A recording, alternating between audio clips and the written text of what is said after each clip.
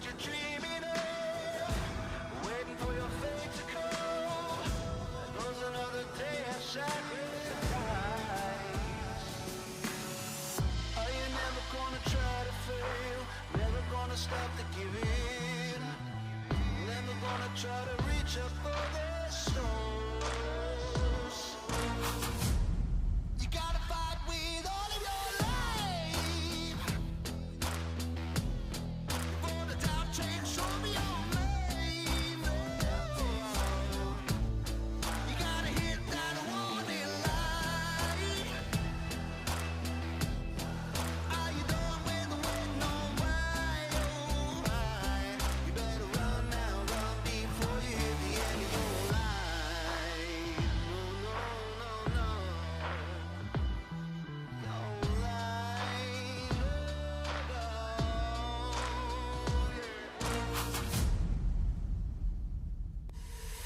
so what you waiting on? Get up, take back control. Ain't no point sitting wasting all the rest of your life. So what you hoping for? That the love comes to your door. Ain't no point sitting wasting away the rest of your time. Oh no, no, no.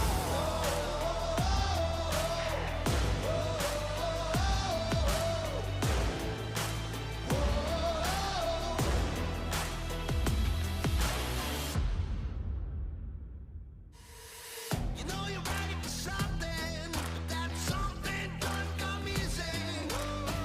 Getting ready to take that jump, but just understand it, just hold that feeling. Now it's gonna make you chase your dreams, are gonna keep on slipping away. So get up and get that station. Never gonna stop to fail. Don't you ever stop giving. Never stop reaching for the stars.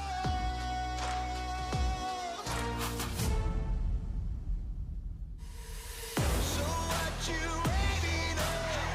Get up, take back control. Ain't no point sitting wasting all the rest of your life. So what you hoping for? That the love comes to your door. Ain't no point sitting wasting away the rest of your time. No, no, no.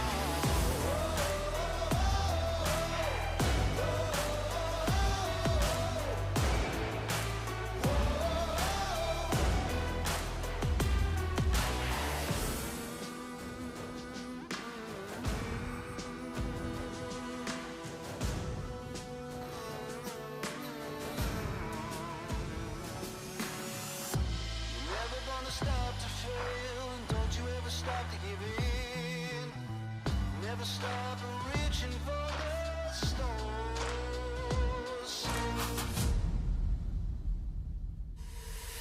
So what you waiting on? Get up, take back control.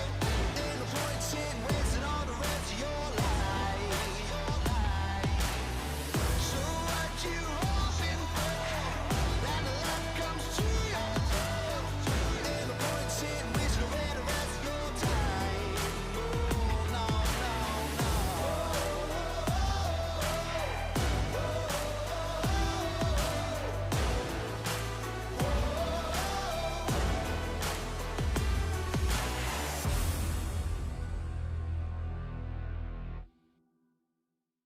Start it over now. Better start it over now. Start it over now. Better start it over now. Start it over now. Better start it over now. All eyes on the clock.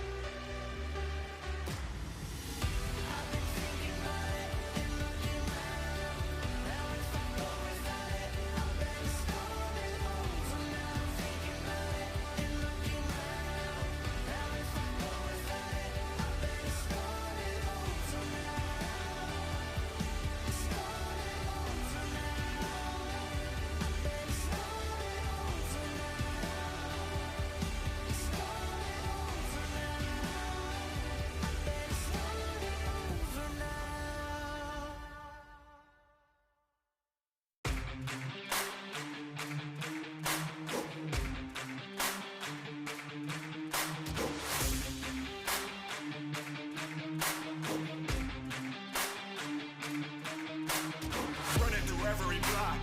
We cannot ever be stopped. Put that on everything. You gon' remember the name, remember the date. Look at the gameplay. Made it mine as a name change. Ain't a game that I can't save. Only win-win, that's a landscape. I cannot be stopped, I'm like a savage. Shooting for your spot, I gotta have it. Hey, glory in my veins, I'm like an addict. See me Hall of Fame, I'm not your average. I'm on your neck, hey, give me respect. Hey, hey, I'm on your neck, give me respect. Hey, hey, I'm on your neck, hey, give me respect. Hey, hey, I'm on your neck, give me respect. Hey, hey, hey.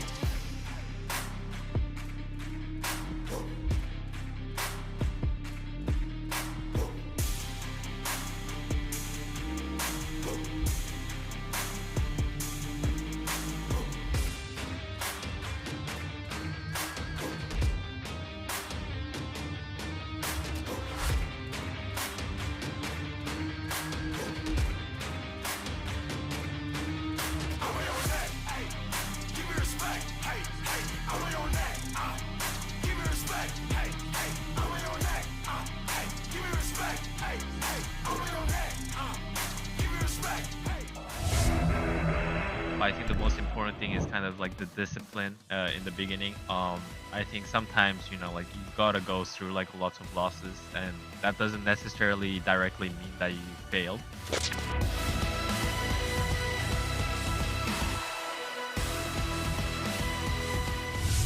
I would say a lot of the inspiration I have to, let's say, like practice more, do better, like the expectations I put on myself is kind of a result of wanting to see my teammates do well.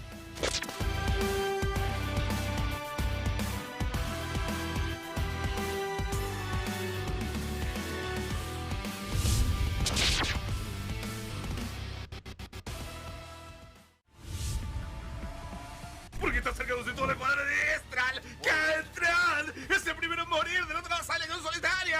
¡Asesinato doble para Ghost! ¡Que quiere más! ¡Que quiere más! ¡Que quiere uno más! ¡Lo agarra al mal parado al jungla!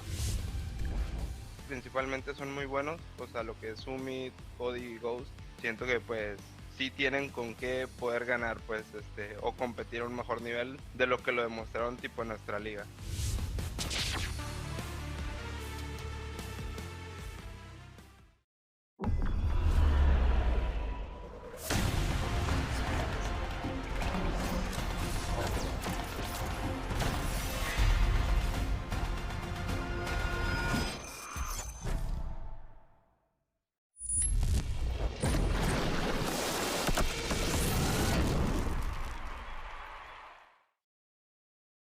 Bienvenidos and welcome y'all to another day of the LTA North Promotion Tournament, the tournament that will send one lucky team after being able to clear all the other squads for the remainder of this bracket into the LCS for the 2026 season. My name is Marco Rafa Alexander Arambide. I'm joined here by Nathaniel Beatdown Boulevard, the meanest street in town. The government That's what name.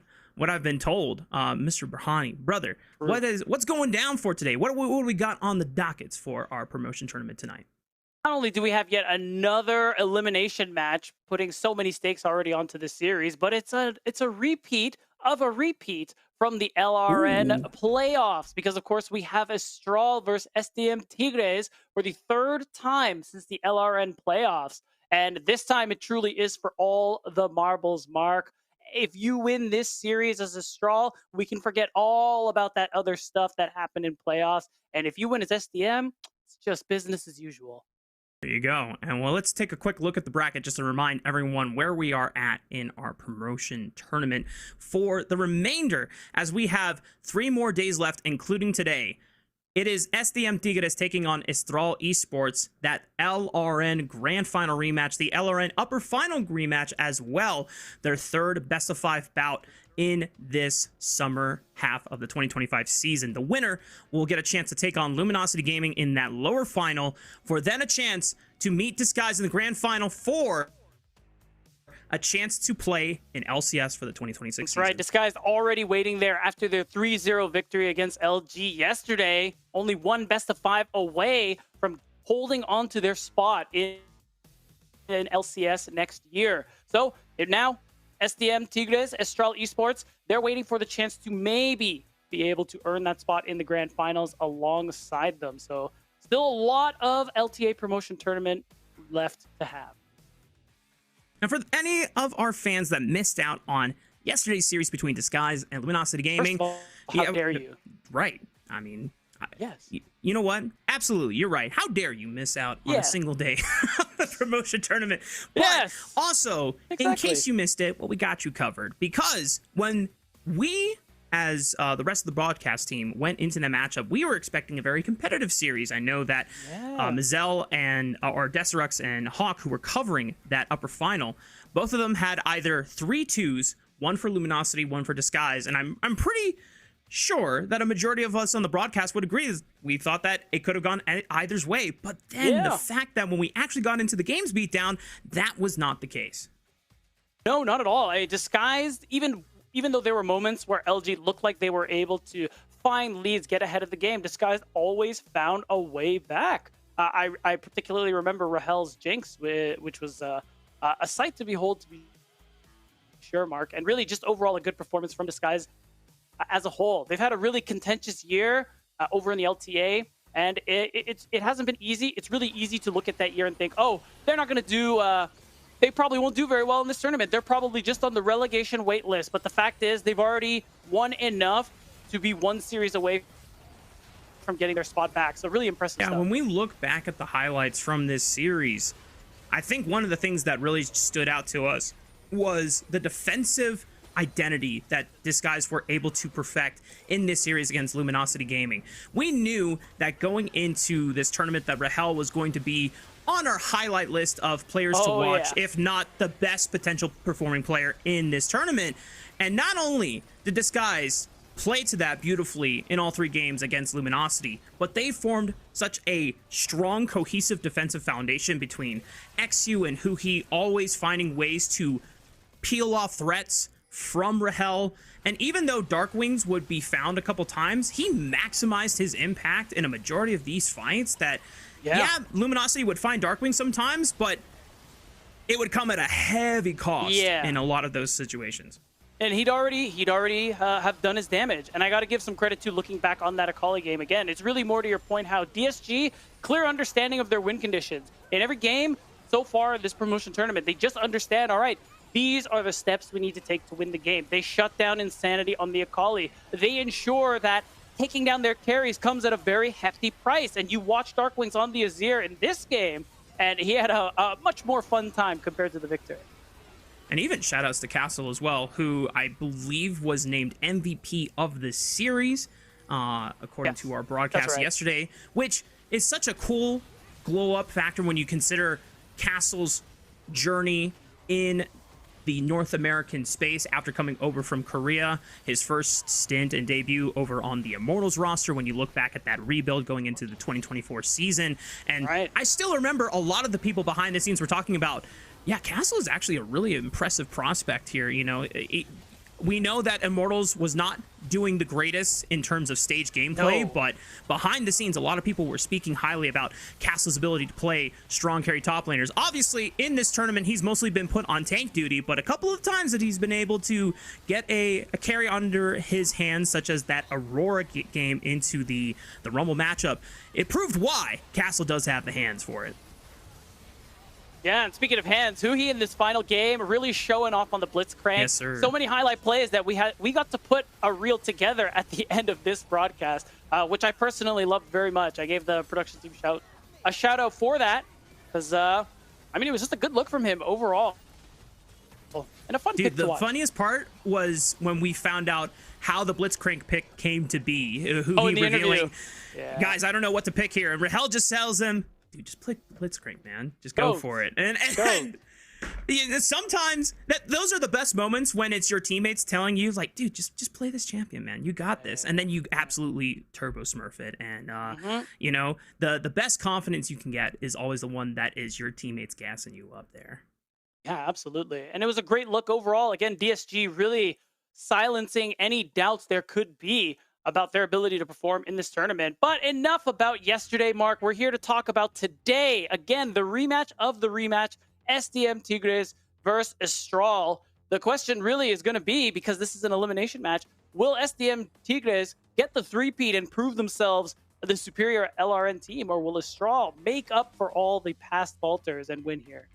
Well, let's take a look at the roster and remind everyone who is on this Tigres roster. Starting up for the squad, it still should be Johnny, Mataz, Sky, Virus, and Ichiwin, the ragtag team that was put together over the course of the entire 2025 season throughout the LRN. When this team first started out, Beatdown, the roster was completely different in the spring split. Yeah. The team was trying multiple different individuals. We even saw a couple of NA representatives and Bradley and Instinct get a shot in trying to help put the pieces together. But eventually, the core foundation started with Johnny and Mataz coming into the roster, and eventually they found their way with Virus, Ichiwin, and then finally Sky by the time we get into the second split. And what started out as a team that couldn't even finish out of the bottom two in the spring split eventually claws their way through a fairly impressive regular season and then finally winning the LRN split in the summer half.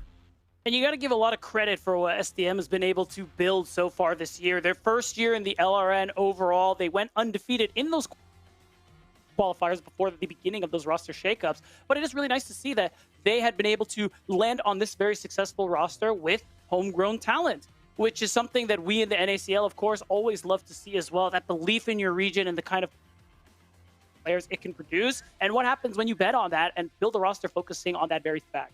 That's right. And when we have to hone in on a couple of highlight players here, one player that always stood out to us when we were looking back at the tape from the LRN playoffs was Virus FX. The fact that they had to go up against Astral Esports twice and going up against a former world champion in Ghost, that pedigree alone can intimidate some of the more mentally resound players, but Virus FX had no trouble in being able to match up, if not get the better of him in that upper final as well as the grand final. I still think one of the coolest things was that upper final game 5 where Virus has the confidence to pull out a Draven and smash Ghost and the rest of Astral Esports with it. He really is so based for that. And really just when you look at Virus and Mataz, this team, this duo who have done so much in the LTA South scene overall over the last couple of years, played together on Fuego last year for those who watched the America's Challengers or of course watched LRN to see how well they were able to perform. On that front, him and Ichiwin proved themselves to be a very competent bot lane duo, and on this rematch of a rematch, you got to imagine they're going to be able to do just that again. It's not often I go into a match thinking like, man, Ghost, world champion Ghost is the one who is going to have to step it up today. I mean, considering the circumstances that Astral Esports do find themselves in, we do have to remind everyone who is playing for the Astral Esports roster going into today. As you may not have seen, the official competitive ruling came out from Riot.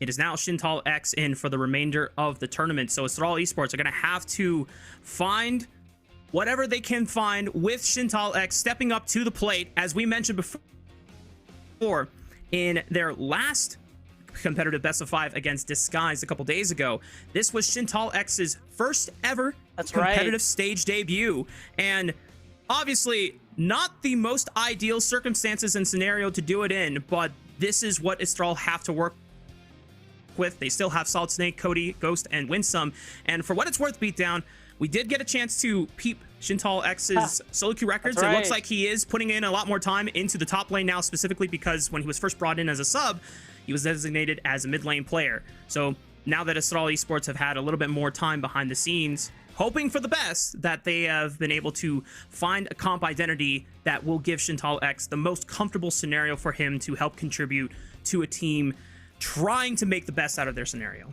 Yeah, truly. And this is part of what I mean too when I say players like Ghost, Winsome, Solid Snake, and Cody, they all need to really step up big time today, even though these are unfavorable circumstances, just because it is still important for this team overall to promote. That was the whole purpose of building a roster like this, the belief, and of course the frustration that came with losing to SDM Tigres twice in a row, that second time being the grand finals of the LRN. Just understanding that, like, look, this is a team of such crazy pedigree. We have World Championship Ghost here. We should be winning. We should be promoting. So today is a big moment for this team. And for Astral Esports, even with the full roster going into that LRN playoffs. I think the big story that we were able to come together as a broadcast and surmise, even with some insights from the LRN broadcast team as well. Shoutouts to Drago and Professor Koala over there for their help on us getting our research done. Astral Esports, obviously, the pedigree speaks alone on all 5 individual levels, and their individual strengths and their hands speak volumes in their ability to be able to dominate the LRN during the regular season. But then when it comes to the coordination, and now that we're in a landscape here in 2025 where objective gameplay can be so warping, if you throw at the wrong time and you play a team fight poorly and the coordination is not there, it doesn't matter how much better on paper your individuals are than your opponents. Your opponents, if they have better coordination than you, they will smurf you every single time. And one of the stark contrast ways to look at that is when you look at Sky and Cody. Yeah. Cody, multiple times in their best of 5s beatdown, had the better of him in those individual laning advantages. But when it came to the team fights, Sky, despite being a more greener player, yet to have had any tier 1 experience so far, he understood his role perfectly, and he knew how to maximize his contributions in team fights despite having the laning deficits against Cody early on. Yeah, and I mean, you got to give some credit over to Cody. I think there's a lot of big names on this Astral roster that you can be excited about. But for me, when I watched some of those LRN playoff games, Cody is a standout to me. He is a very strong laner. He's, no matter what pick they have him on, whether it's the more carry-oriented champions like mages, Azir, Victor, things like that, or you put him on the Galio, he is able to perform. He knows his role in every game so well, and he really is a bright spot for me whenever I'm watching this team play. So many people that we've talked over from either the LRN or even some friends and colleagues in the LTA South broadcast or the Spanish broadcast for the LTA North have talked so much praise about Cody over the years. I mean, this has been probably their most successful, their brightest player that has come out from at least the mid lane role from their region. A lot of have affectionately called him La Farsa, which is Spanish for faker, funny enough. And so like a lot of I think I remember in the first split for LTA North and South when they came together for that cross conference over in Brazil, that they were talking about how he was considered the Chilean faker, just because for the LLA region at the time, he had been the most dominant and one of the most impressive mid laners that they have seen in many, many years. And Cody still has such impressive mechanics that can go toe to toe with some of the best mid laners that we've had, even over in the LTA North.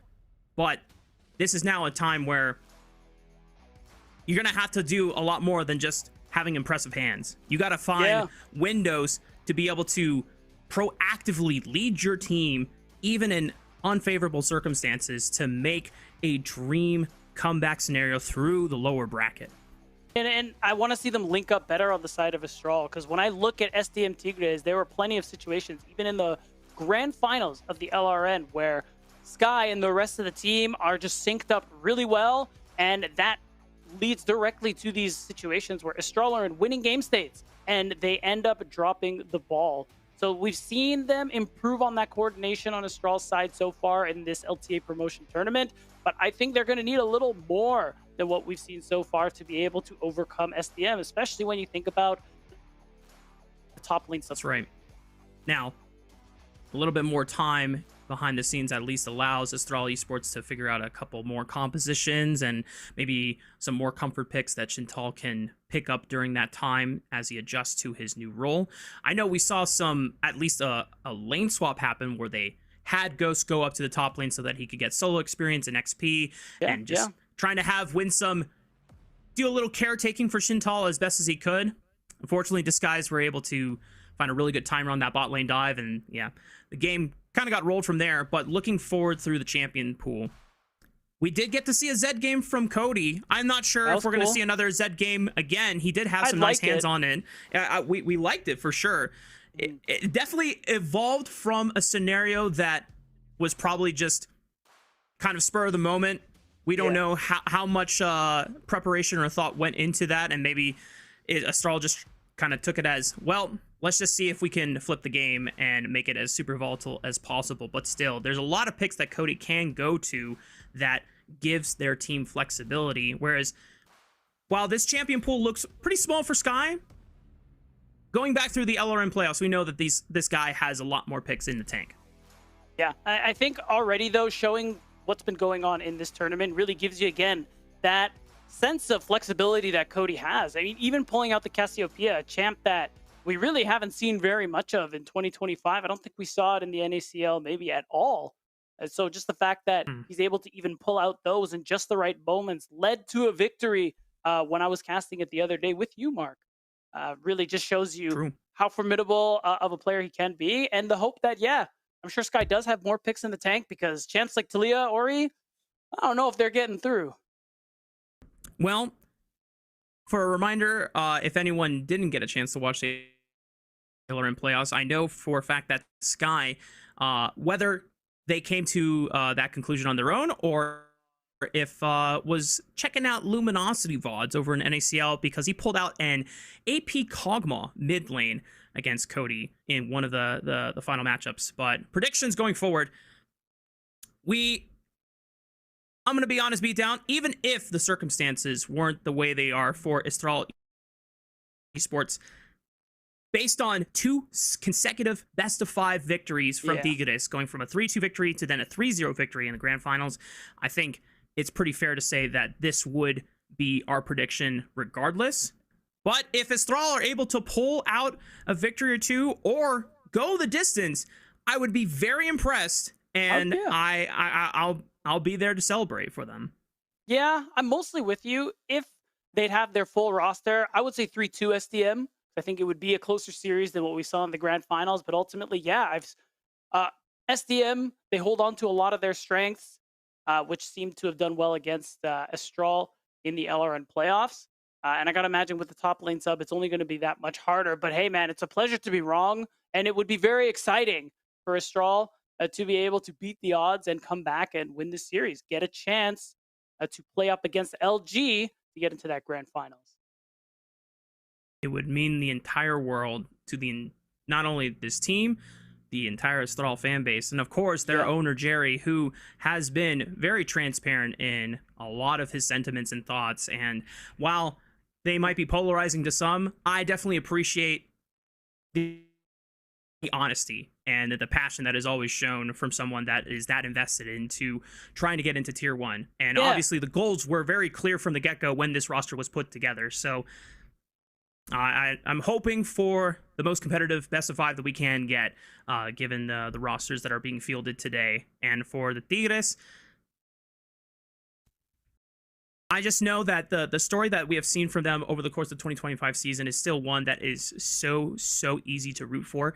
Anytime we see kind of ragtag groups being put together, it's not like all 5 of these players have never had tier 1 experience. We know that Johnny had some stints in LLA earlier on in the 2020s, I think 2020 and 2021. Mataz had a stint with 6 Karma at some point, maybe 2022 or 2023.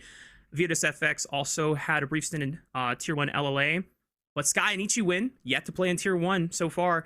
And always, whenever we talk about players going into Tier 1 for the first time, Beatdown. Okay, you know what? Story time is over. We'll get into that later. Draft is on our screen. We've blitzed through all 3 bans on both sides, and Jarvan is slammed for Mataz.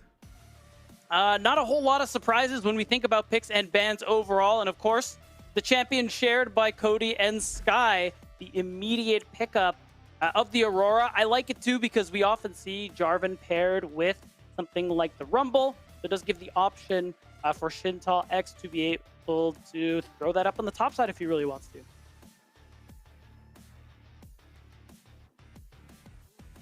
We'll see if Solid Snake does commit with the Vi here. Point-and-click lockdown, always at least a very nice way to coordinate with the team to just say, hey, I'm clicking this guy, go in on this guy, make it simple. And for Estral, by denying the Aurora away as well, could be a solid start for Estral to try and put their best footing forward.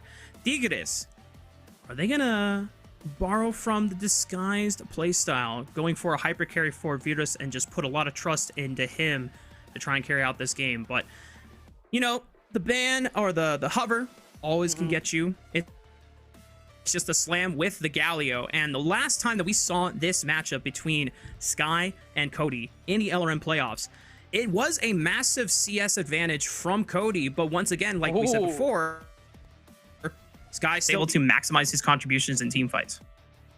That's right, and I really like this hover. I kind of would like the Poppy if that ends up going through. A lot of dashes that you could be negating. It would obviously be Poppy support, could be Poppy top, but Shintalex is not, you know, traditionally a top laner until he subbed in for this tournament. That would be amazing if he pulled that off. But instead, it's going to be the Corki. I think something mobile, something DPS oriented, going to be really important into SDM's comp thus far because they are hunting for hit mark. And for Astral, as you mentioned, the Corki being locked in for Ghost. It's not the longest range marksman in the game, but it is one that Ghost can have a little bit, at least a decent amount of independent agency. He can determine for himself whether a fight looks good or not. Is going to be the game plan for Astral. Something that we've noticed a lot over the course of this tournament is Astral are able to find their most success when it's just full-on dive compositions, because damn to be complex coordination, if all 5 of your champions have the ability to go forward and you find that natural gold lead from your laning prowess and advantages that this Astral roster is expected to get given the pedigree that they have, then bam, you just smork them, right? But going forward through the rest of the bans, Astral trying to eliminate some champions that would have a really easy way of escaping those dive threats. Yeah, and I like the Alistar look, especially because Astral opted not to respond with their support pick just yet. I wouldn't be surprised. They could actually take out another one, maybe get rid of something like the Braum just to limit Winsome's options a little bit in that bot lane, because there's going to be a couple of ways he might be looking to sort of dissuade that dive that SDM are indexing so heavily into. What is the answer for Tigres on the last ban? Smolder. Good call. Okay. I like that one. Even though it does sound weird for, hey, why is there Aurora Corki and you're still worried about Smolder? Well, Aurora could have been flexed to Shintal top lane because he does play Aurora from mid lane experience. Corki could have been played for Cody, and then boom, you have a late game win con in Smolder. So good for Tigres doing their homework and just understanding what the flexible options are there for. Rakan going to most likely be locked in, or any support option, so that you can still have your cards hidden on where these two champions are going.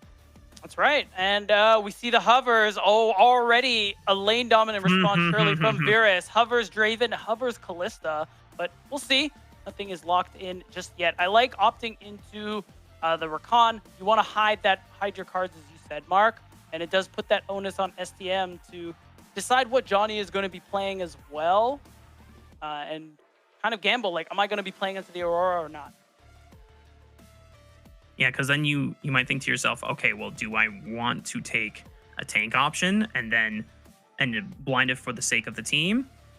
But then if it's something that Shintal can punish or not, that is the question. As Cassante has been one of our go-to tanks that has been looked at a majority of the tournament. Surprised it's not the Scion, but maybe with the Cassante, just a little more flexibility in being able to pull threats away with the team fight, as Astral Esports still have that super overload dive identity on their side so far. Time to see what their final pick is to round out their composition. Yeah, big question marks on how we're rounding out this comp. Honestly, lacking a little bit in the no way HP department. What? Okay, hang on. So it's Aurora top and Vayne bot, surely, or Vayne mid into the Galio. Oh my God! Wait. Yeah, it's Vayne mid. Holy okay, so before the timer hits 0, I'm just gonna also entertain the possibility that Ghost takes the Vayne, and then they do a role swap where they have. It could be. They have like Cody go with Corki bot lane, and then Shintal on Aurora go mid, and then Vayne goes top. But if Cody is the one that takes the Vayne, he can either go into the Galio or he can go into the Cassante. Either or is a pretty nice matchup, but at least mid lane, it's a shorter lane, might not be as exposable by the Jarvan to gank him with. So, wow. All right, I'm excited already for game 1 beatdown. Yeah, they're really giving us everything we could hope for and all the spice, because I think it is Vayne mid. It is really nice into the Galio. We've seen Insanity do it in Tier 1 and Tier 2, I believe. Even Jojo Pyun at one point ran this exact matchup. He played Vayne mid. Am I not remembering correctly, Yep. Mark? It was Yeah. C9 Jojo Yeah. Pyun playing Vayne mid into Insanity's Scion mid lane. Yeah. Oh, it was Scion, not Galio. But the idea is the same. I mean, AD is Yeah. good into Galio. You have the tumble, so you're going to be able to maneuver, dodge the ganks. Should have a pretty decent time dodging things like the Justice Punch too. So I think if anything is going to get a little mixy with the lane assignments early on, it's probably going to be sending Ghost to the top lane, to lane by himself. Definitely could be. But maybe Astral have had enough time on their hands to drill Shintal into those top lane matchups. We're about to find out as we hit the rift for game 1 between SDM Tigres and Astral Esports. All right, so my initial concern about lacking in the HP department, it is absolutely there, Mark, but Astral do have a lot of threats. I mean, Cody, Ghost, their ability to take down tanks, especially in that mid to late game, cannot be understated. It's just going to require a good amount of coordination and maneuvering from this team to be able to really execute this comp. And I will say historically, from what we've seen in the LRN, that's been a weakness for them, especially against SDM Tigres. So it would be really cool if they had that character development and, of course, beat SDM in the process. It would be very poetic.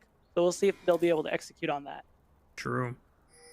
Here we go. Beat down. It is officially Cody in the mid lane with the Vayne. Yep. Doing his best Caps look at that. impression. Oh my goodness. Well, True. if there's any way to live up to the mantle that the LLA community has affectionately given him, La Farsa, the Chilean faker, this is one way to do it. Give yourself one of the most death-defying and flashy champions in League of Legends history to see if you can pull off some of the most disgusting plays known to mankind. For Astral Esports, I will say beatdown. Because you said that there's not really a strong front line for Astral, if this composition ever falls behind and they just get blitzed, oh yeah. It will be very, very tough for Astral. Yeah. But one more thing I will say that's in Astral's favor is that while SDM's comp is a good death ball, very clear identity, there's a lot of pressure on Virus.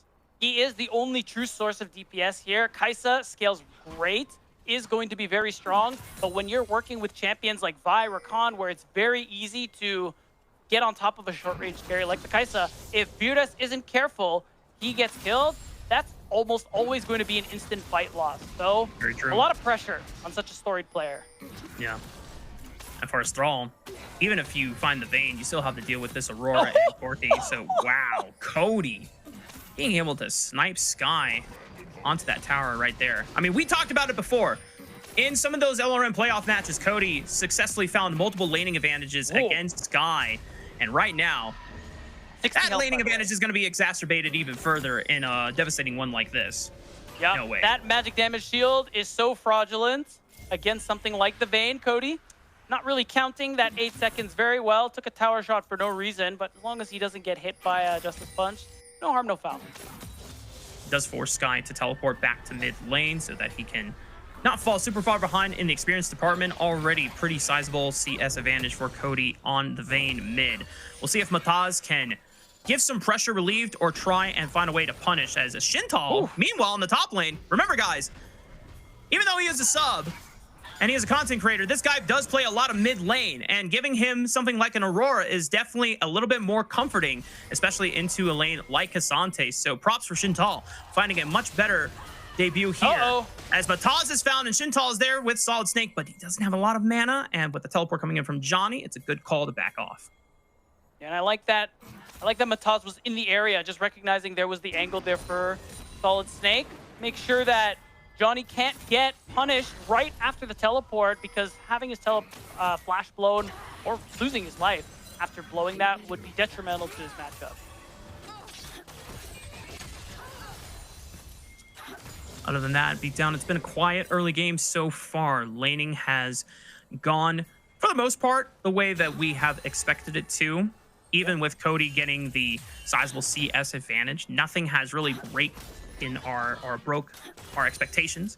Yeah. Dragon's coming up in the next 15 seconds. I don't know if this is an angle where either Estral or Tigres will be able to find an early one. Unless- Sky, is he? Yeah. Yep. I was about to say he's forced to flash, but Cody is already level 5, and he flashes far with the tumble. That's first blood for Cody on the Vayne.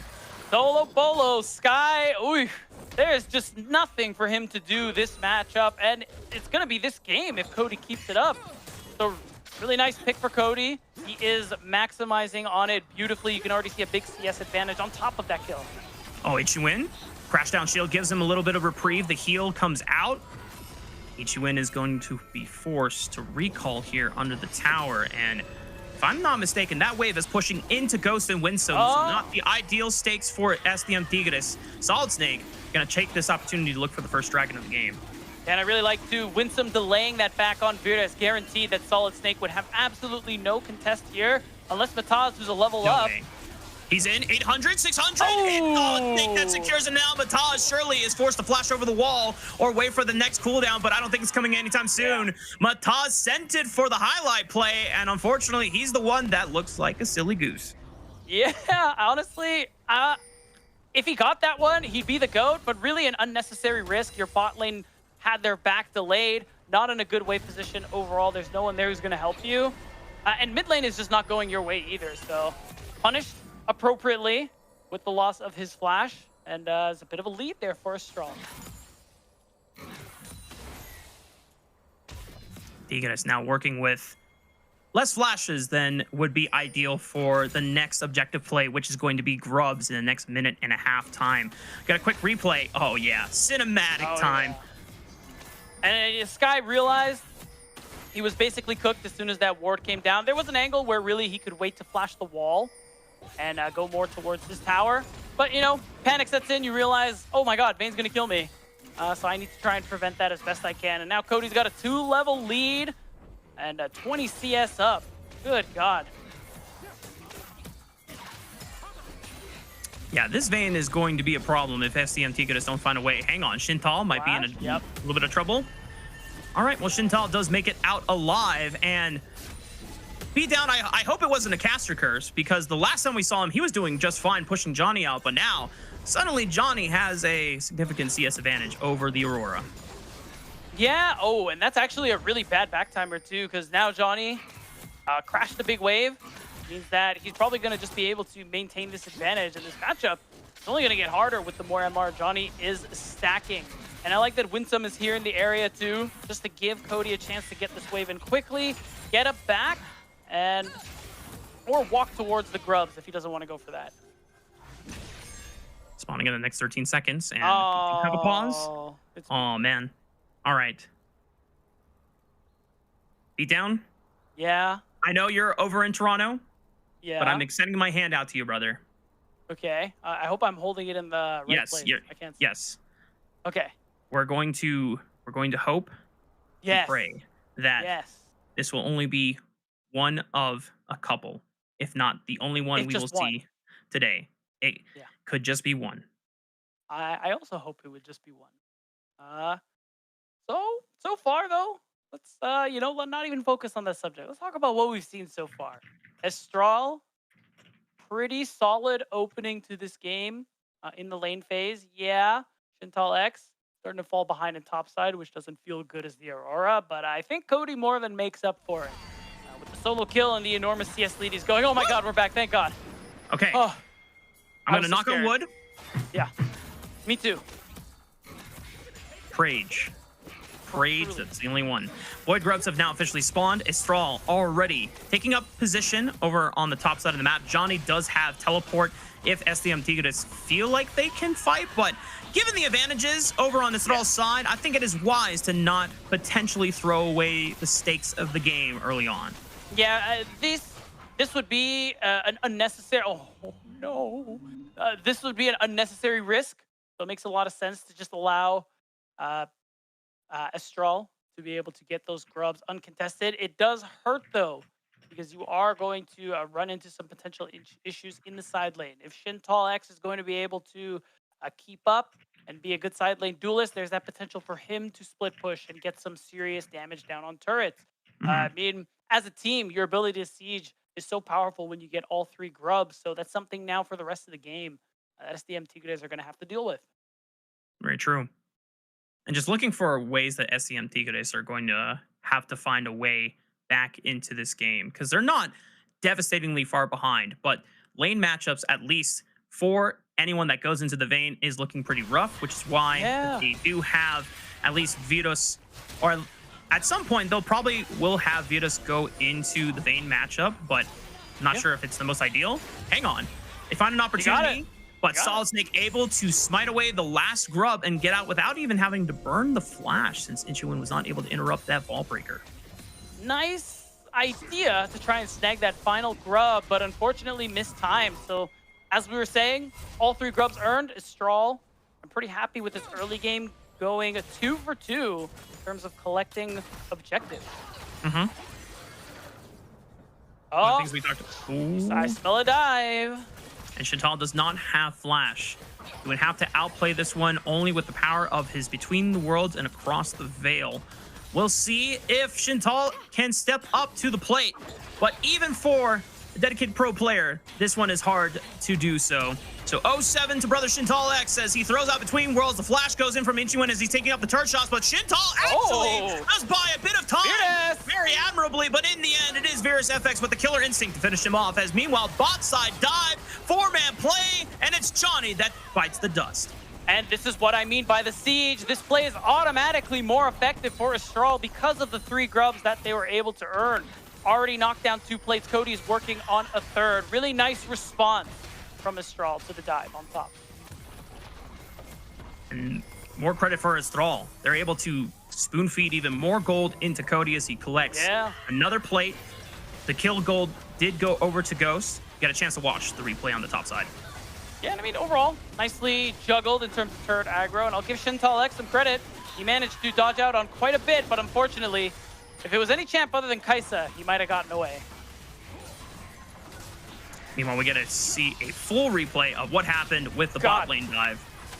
Oh, and he got, like, the condemn into the turret. It's just too easy, man.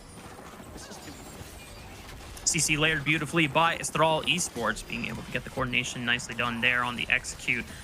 We are about 15 seconds away from the second dragon of the game. If Estral do claim that, then that would secure for themselves the objective feat. And then they're 1 kill away from Feat of Warfare, and then overall Feats of Strength. So this would really propel Estral up with a very strong early game advantage in this game 1 of this series. Especially for Cody, who rushed the tier 2 boots, as you often do on Vayne. He'll feel that buff immediately, so something Estral looking forward to very much. But they're going to actually just give up their early position here. Chantal X doesn't have teleport, while Johnny does.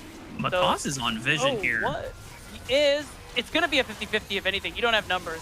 They look for Ichiwin first, try to blow him up. Matas flash EQ onto Cody, but he just repositions. Dark Hour is popped, and he's going crazy. In the middle of multiple members, but Cody does not die. La Farsa is smurfing on all of them as Johnny finally finds it with the all-out, but he still can't kill him. Virus FX finally takes him out with the killer instinct, but Solid Snake is throwing hands into Sky's face. Ghost forced to flash away. Solid Snake has the Vault Breaker, and it's enough to force SDM back into their jungle.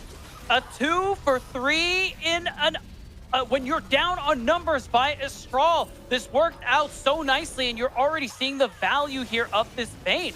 And because of that loss, I mean, Estral propelled themselves even further ahead of the game, and they will confirm that extra pickup for the feats because they are going to get this dragon. Yep. Second dragon secured alongside the Feat of Warfare that was picked up for Estral. Now means that all... Oh, wait a minute.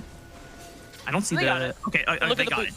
Look at Cody. Yeah, I see it. I was waiting for the upgrade and it didn't happen right away, and I was panicking. It's like, what? Yeah. Like, was I wrong? What happened?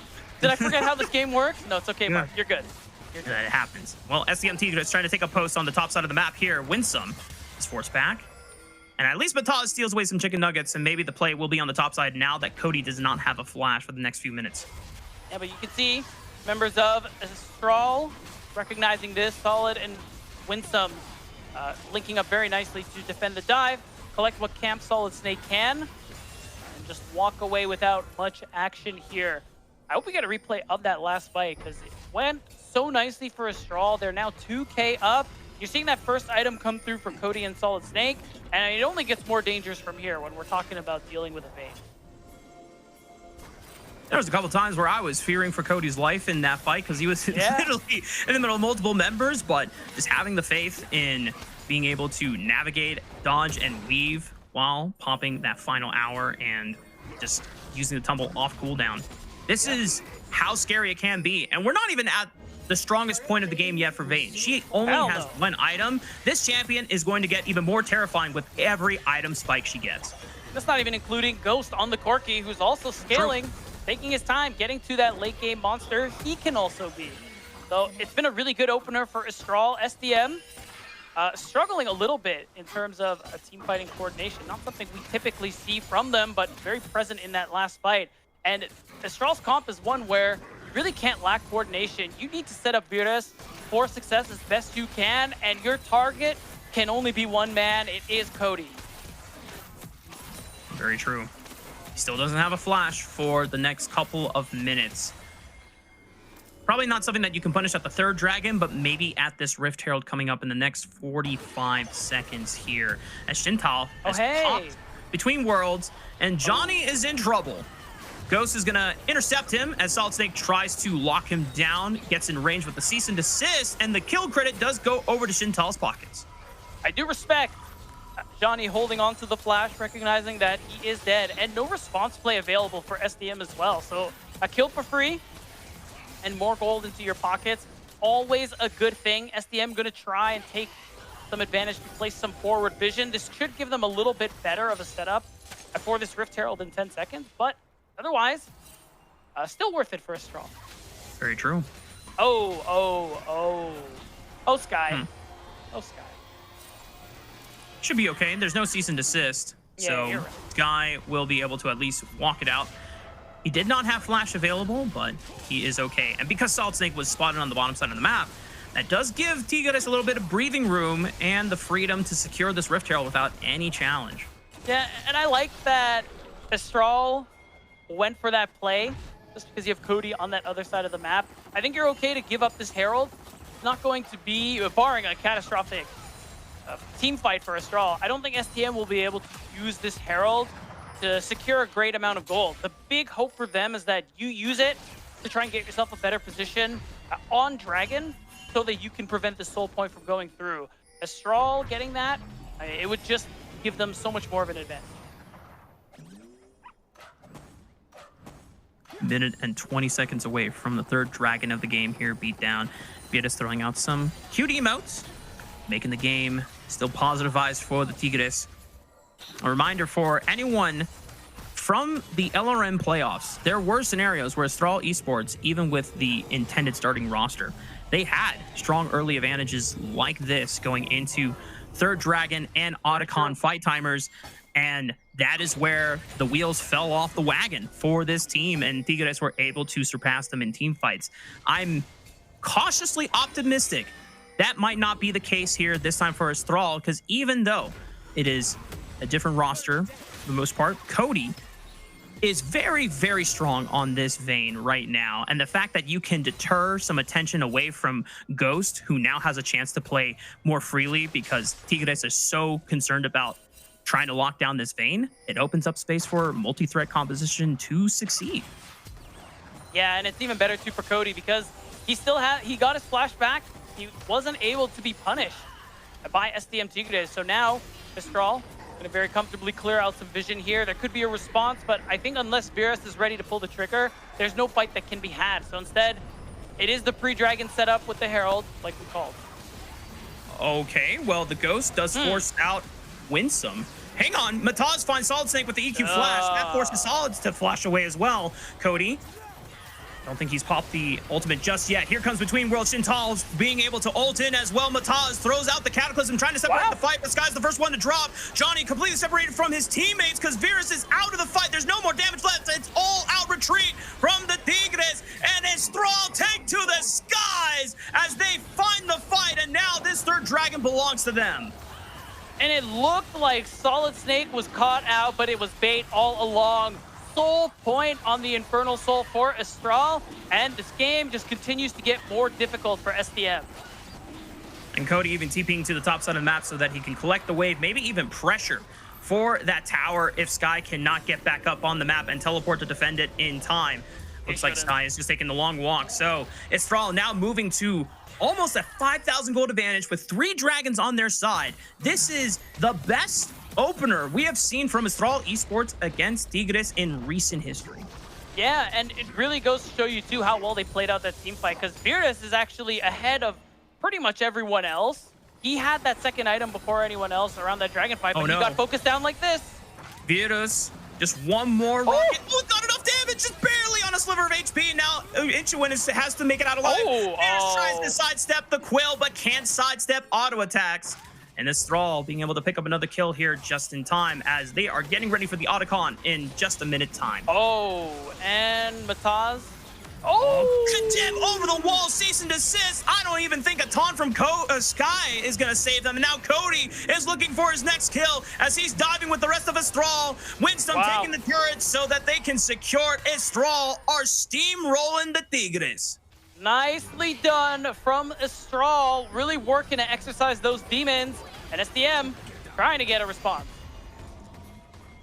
They get nothing there, beatdown, other than Shintal popping the ultimate. But that is totally okay for Astral's game state. 6,000 gold ahead right before the Otacon. Yeah, and such a powerful position as well. You know Cody's going to finish that back because he's sitting on so much gold. And once that gold is spent, and once gold's able to lock in those tier 3 boots, and Astral have everything they need to start this Otacon. SDM, you don't want to let this objective go, but you are simply not in a position to fight it out. The fact is, if you die and lose Otacon, the game is effectively over. And with the 2 item spikes that the main carries of Astral Esports have recently reached, it's not just the Muramana fully stacked up for Ghost, it is a Hex Plate from Cody. So not only this guy is a threat, but he's also a little bit beefier than normal Veins you might expect. He's also fast as hell, boy. Yeah. Move speed you get casting your ultimate, that final hour is going to be so much more oppressive. And I like that Astral, they're setting up deep vision. They're trying to see who they can pick out, but they know this bottom side of the jungle is entirely theirs. And Tigres, I think, are just going to have to concede the Otacon here unless they are willing to risk it for the entire game. I know it has worked for them in the past, but I don't think a gold lead was this devastating in previous encounters with Astral Esports. No, certainly not. Now, and this side of the map is dark, so much so that Johnny has to check with his body to ensure that the Otacon is not being done. It's just stalling tactics for SDM Tigres right now because you are just waiting for another breakpoint there for Virus. The hope that your tanks can get a little beefier so they can last longer in these team fights, because it feels like in a lot of these engages, you get close to killing Ghost, you get close to killing Cody, but it isn't quite enough, and your tanks don't last. Yeah. Yeah, what a wild ride this first game has been. Definitely not what we were expecting when we came into this best of 5, but really impressive for Astral to find a very cool opening identity to this series. And even if Astral carry out this game win, I'm curious what Astral can do to continue to replicate something like this formula going forward into the rest of the best of 5. Because we're in Fearless, you don't get to play Vayne mid every single game beatdown. For sure. I mean, the Vayne mid, getting such an early advantage is definitely a factor. But overall, Astral, I said it, this comp does require a good degree of coordination, something we haven't seen very much of in the previous matches against SDM Tigres, which was why they lost from advantageous gold states like this.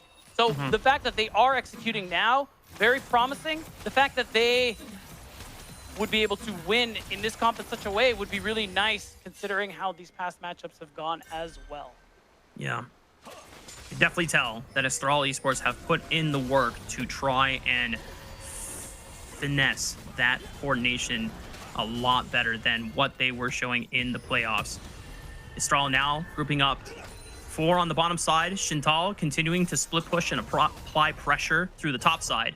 No one from Tigres is responding yet. So Estral, they don't even have to pull the trigger yet on this Otacon because there's just a soul to play for. And that is the guaranteed objective that you can use to force yourself. But Shintal now joining the fight as he teleports mid lane. Because Estral are going to want all hands on deck for the Infernal Soul.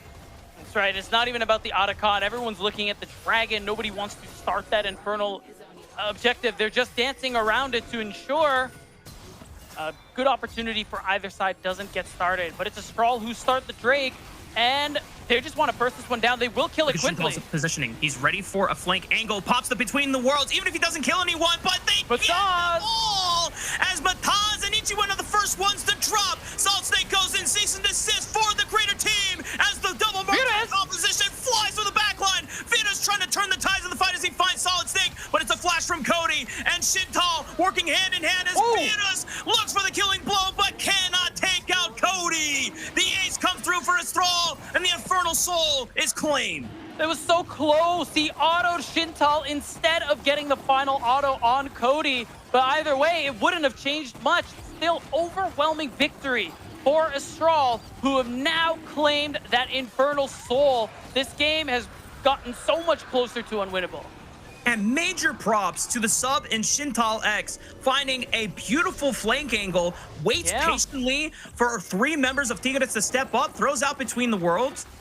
I was getting ready to say that even if he doesn't kill anyone, that major burst damage is enough to just make Tigres no longer able to enter to the choke point. And then he coordinates with Ghost to pop a couple of them right off the entry point. Just beautiful teamwork from Estral Esports in this game 1. Yeah, I will say, though, the only thing to be concerned about as Estral fans, you're seeing examples of what Kai'Sa can do at this stage of the game. 3 items. Virtus almost made something happen.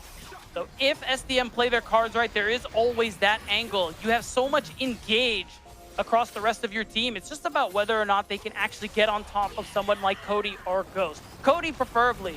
If you insta-kill Cody, you do have a chance still to come back into this game. But 8K down, Baron being taken, it's not going to be easy.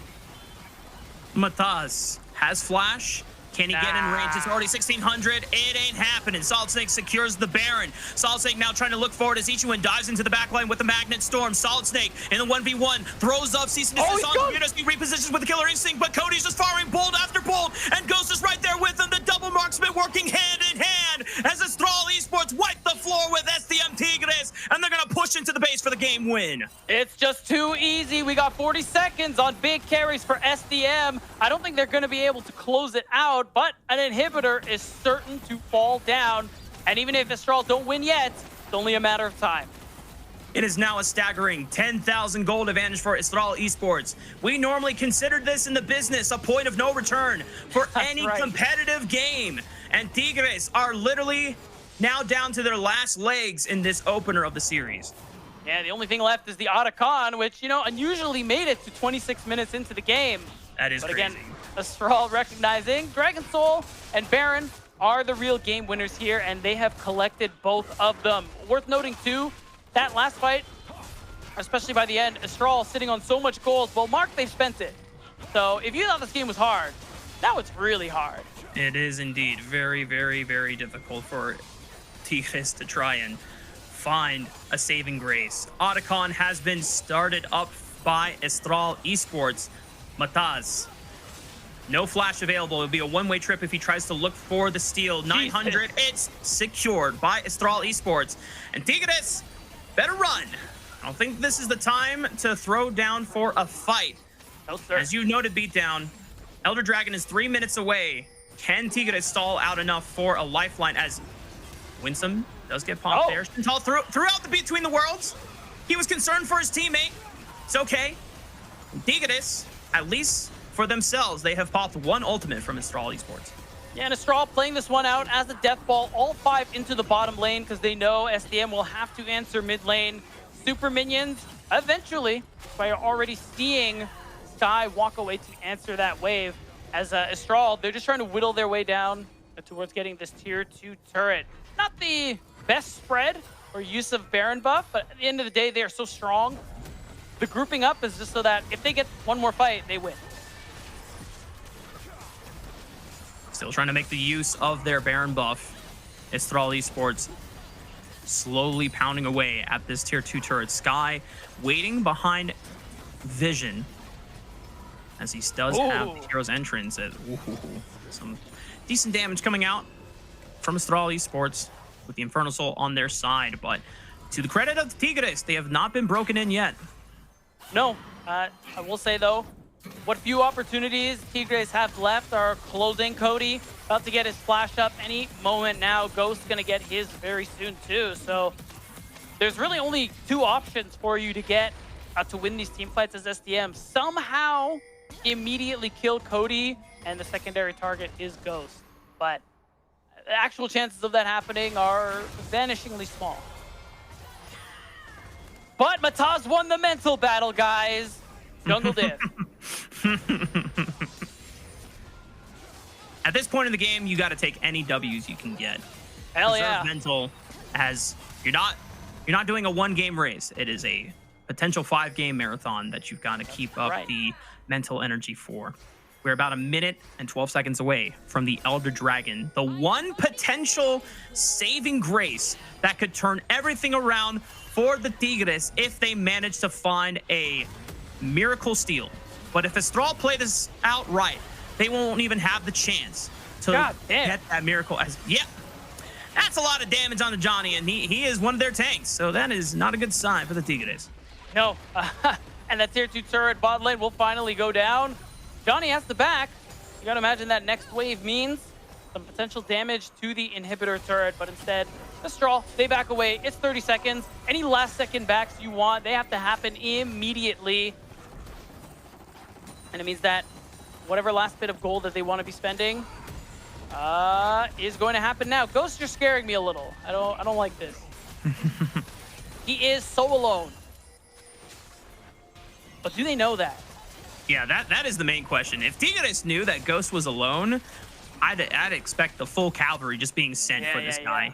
He does have actually, does he not have flash available? Not yet. No, it's like not yet. Soon. Okay, coming up in a few seconds here. Oh, Sky does catch it. Wait, no way, Cody! They got him! They got him! You're joking! Okay, you still have Ghost in the backline, but Fierce is gonna have to pull off the miracle. Cease and desist comes in through, and that's the main carry gone. Even with Cody taking on the original fight, Estral Esports still rise to the occasion and blast away any last hopes that the Tigres had. Quadra kill comes in for Ghost, and that's game 1 wrapped up in the books. That's all she wrote. So much pressure on Vires, but SDM could not make it work. Estral coming in clutch with the Vayne mid pick in game 1. You can see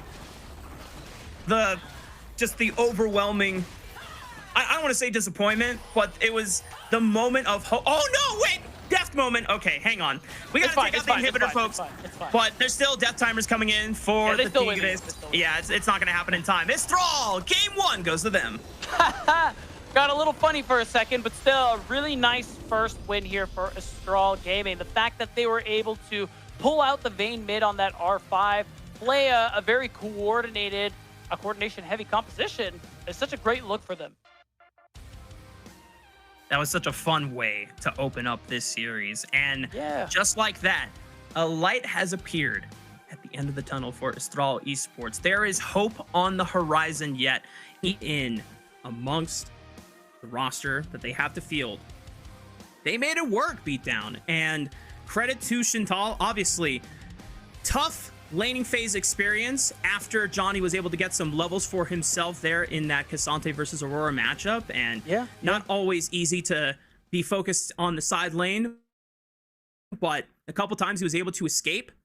And then in that 4th dragon fight, that was so crucial. His positioning with the Aurora flank and being able to set that up, it just major props to Estral Esports being able to, within the limited time they have, to come up with a solid composition identity to answer into the Tigres for this game 1. Yeah, it's a really great look, but to your earlier point, Mark, what else do you have? Because this combination of champs was great, but it's fearless. So those 5 champs are out of the series. Very true, Beatdown. And if Estral Esports were able to show this, I'm hopefully optimistic that they've got True. more fun stuff left in the tank. And for the Tigres, we'll have to see if they have what it takes to be able to rebound right after this break. Tell me what you're dreaming of, waiting for your fate to come. There goes another day of sacrifice. Are you never gonna try to fail? Never gonna stop to give in? Never gonna try to reach up for the stars? You gotta fight with all of your life. For the doubt change, show me your name. You gotta hit that warning light. Are you done with the waiting on why? Oh, why? You better run now, run before you hit the end of your life. No, no, no, no.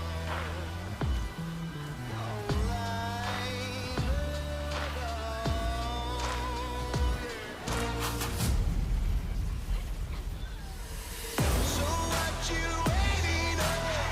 Get up, take back control. Ain't no point sitting wasting all the rest of your life.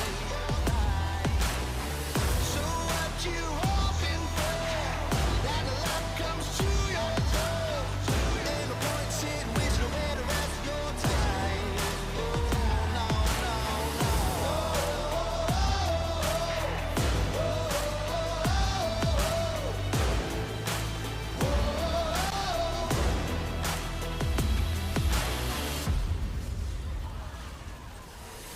You know you're ready for something, but that something doesn't come easy. Getting ready to take that jump, but just understand it, just hold that feeling. Nothing's gonna make you chase your dreams, are gonna keep on slipping away. So get up and get that station. Never gonna stop to fail. Don't you ever stop giving. Never stop, I'm reaching for the stars.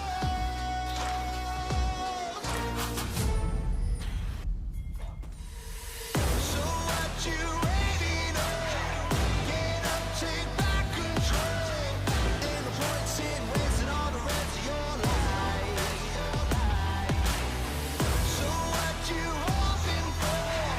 That the luck comes to your door. Ain't no point sitting wasting away the rest of your time. No, no, no.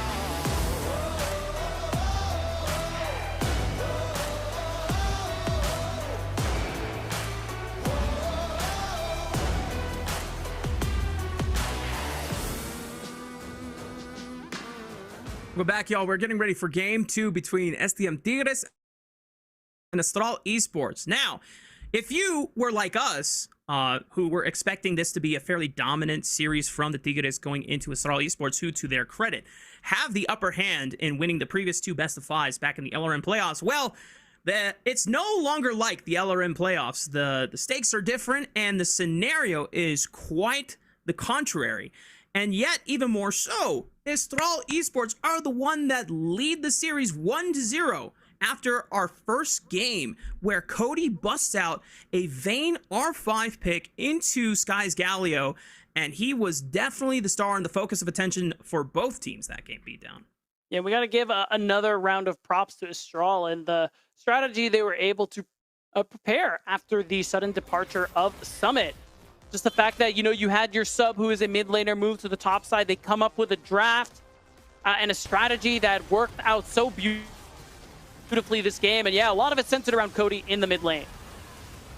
The fact that Astral Esports had a way to not only prop up Cody to be much more involved in these team fights than they had previously in their bouts with SDM Tigres in previous playoff matches, but also it acted as a deterrent so that Ghost could act independently and operate without nearly as many threats trying to focus him down. That last fight pick onto Cody kind of sums up the story right there, beatdown. Yeah, and I will say too, the last time Ghost played the Corki into SDM Tigres, the problem was he wasn't able to get any work done. So this time around, with Cody drawing some attention away, it really helped And, you know, credit to Virtus, he had a really good game. He was doing some crazy things on the Kai'Sa. That one auto attack feels really bad. But overall, this comp was too dependent on him as an individual. And when you're playing into the likes of Vi and Rakan, it's so easy for you to get focused on. It's a tough mountain to climb for the Tigres once Estral had a massive lead under their belt. And we talked about the strengths and weaknesses, the pitfalls of both compositions. If Estral were able to find that massive advantage over Tigres, then you are only operating with a one-threat composition virtually in this Kai'Sa. So everything depends on that Kai'Sa surviving and thriving. But if the Tigres were able to find the gold advantage going into those fights, then the tanks and the front line is way too beefy, and despite having a multi-threat composition under your belt, you're not ahead enough to actually rip through those tanks, and Kai'Sa just kind of roams free. And the fact that in previous matches, Estral would have those early game advantages, but not be able to translate them into game wins all the time, this is a big step up for the Estral esports roster now that they are in the lower bracket, now that both teams no longer have second chances for this promotion tournament. Right. That's right. Both teams facing elimination, and Estral strike first blood in the series. So now, again, as we've been saying, do they have another strategy like this in the playbook? And will SDM Tigres take this one lying down? One game is not a series mark, as we all know, especially in these tournaments. So SDM Tigres, they have a chance to answer back, show us something a little different to see if they can remind us why they're the LRN champion. That's right. And for Tigres, I'm curious if they open up the threat profile of their composition, because having essentially a single threat composition in this Kai'Sa, especially since Cody had a massive advantage and put Sky super far behind in the Galio. I know that we saw him starting to build a little bit of damage items, but after the one combo, that's pretty much his contribution there. It's just a little bit of a burst to open up with. And these were the two main carries that both teams were focusing on in every single team fight, even though Estral had effectively two more in both the Corki and the Aurora that you had to look at and always be concerned about. I mean, this was the gravitating focus for both squads. Yeah, and you could just see with the goal difference at 14, while both were positive, Cody just had an astronomical advantage because of that counter matchup they pulled out with the Vayne. And, you know, when you really look at the damage share too, you see almost 40% and you think, damn, like Virus went hard, but really it is a symptom of a one-threat comp where, all the damage is going to be Virtus, but it doesn't matter if it's not enough damage. And that was precisely the struggle he went through this game by being the only real threat on the team. Yeah. Once you get popped, then there's no more damage, and then 40% of your damage share is instantly wiped from the team, where if Cody falls, you still have 3/4 left. And that is, you just props to the draft that came in for Estral in this game one, and how they were able to pilot it for the opener. Now, going into game two, as you called out, Beatdown, there's no more Vayne mids that you can pull out, but it does beg the question, is this a symptom maybe of Estral pivoting to maybe double marksman compositions in general? Something where Cody can always find a strong counter matchup into Sky and then have it be a late game scaling threat, whether it is a hyper carry marksman, or if you go to a classic like Azir, because he can always be someone that is also contributing a lot to those team fights as well. We'll have to see. I do like the idea of leaning more on Cody, putting him on these very threatening champions so that he can have his share of carrying, because again, a player who I think on this star-studded roster still shines very brightly, still shown us a lot of skill, and someone who I wouldn't even be surprised if he got picked up by a team in the LTA North, where I think he really does have a lot of potential. So the fact that, you know, he gets to play some of his champions where they'll pull out the Vayne mid, or he'll pull out the counter Cassiopeia and be able to just have a major impact, is why I hope to see Estral do more of this and lean on a player like him. And for Tigres, as we mentioned before, we're curious if they're going to open up their threat profile so that it's not all just on Virtus to have consistent scaling damage later on into the game. I'm mostly curious if they try to give Johnny a counter matchup into Shintal or whatever he decides to play. Because even though Shintal had a advantageous matchup with the Aurora into Johnny's Cassante, and it was working for him early on, you saw that Johnny almost got a solo kill, got the flash burned on top of him as well. And this is a moment where if Tigres want to take inspiration from Disguised when Istral played against them, maybe you have to focus Shintal more, or give a winning matchup that allows you to really pry open a strong advantage that is so devastating for Istral to be able to work with. Because you saw even in that one game where Shintal had to play for Istral Esports to finish out the series against Disguise, that Ghost was still trying his darndest, Cody was still trying his darndest, but Yeah. Disguise were so far ahead that it didn't matter. Yeah, so looking at Shintal X2 and what else he might be able to play, if we talk individually, he'll still have a number of options. I mean, the Akali comes to mind too, as that's become pretty popular in that current metagame. He plays the champion. And there are a lot of options. He's even been practicing, as we saw, the Malphite when we looked at what he was playing in solo Rock queue yesterday. Rock solid. And if he really goes with the Ignite Comet, I would love that a lot, actually. It will be really interesting to see how what he's going to be able to pull out in game 2. I mean, if this series goes long enough, Beatdown, I almost expect Kiana that- top. Woo! well, I mean, that would be crazy. Don't question it. Woo! Well, so for preface, and we discussed this briefly a couple days ago on the broadcast, Shintal does play a lot of Kiana from his solo queue records. I don't know if that means we see Kiana top lane. That would be crazy, but in these moments, in these high stakes scenarios, sometimes it's better to lean on comfort pick than try and pick something that is necessarily good for the team. As you want a first time Camille on stage? What do you think? That could never go wrong. Now, first timing a tank, that doesn't sound as bad. And hopefully, within the past 48 hours that Astral Esports have roughly had to try and figure out how to best coordinate with Shintal, at least they found that Aurora worked, or at least he was able to lose lane or be weak-sided gracefully for a majority of the game, and still found massive contributions in those later game team fights. Still props on that one flank angle he set up for around the dragon fight. That's still really good stuff there. But I'm full on expecting tank duty to be put on this guy's shoulders at some point in this series. And if a Silas ban comes out or Silas is not available, I'm just letting you know. Yeah. He's thinking about coming through, Malphite. baby. If you're in a high stakes scenario and you got to do something, Malphite, it always pops up. It always pops up. Or if the situation lends itself to it, we could see Shintal X also play Silas. Again, mid laner. Silas top exists. It's been played. It can happen. I am not here on broadcast telling you that is a good thing that you should all try, but it could happen here today.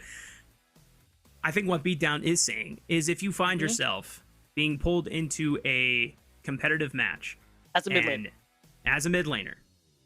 Just pick mid laners that can play top lane, guys. And at least from what we were able to get research on through his solo queue records, that's what he was doing, just spamming.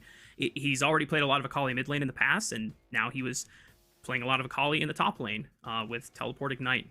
So we'll see if that does pop up as a scenario, or if the Tigres are operating with that knowledge as well, and will be wary of it. But it does make sense to me if Tigres do want to give Johnny something that is a little bit more carry-oriented so that he can try and find an advantage there. As we should be hopping into draft for Game 2. 2 bans have already come out of the way from both squads. Wukong and Bessa from Astral, Talia and Nico from the Tigres. Wondering if we're going to see switch-ups in terms of those bans. The Trundle means that could very well see some tanks come through there for the side of SDM. Also, when you think about, remaining S-tier junglers, we're already getting towards the end of it too. So now it's going to be the Rumble taken away this time instead of the Orianna. They could be looking to kind of see if they can bait Sky into playing it. Maybe they have an answer cooked up.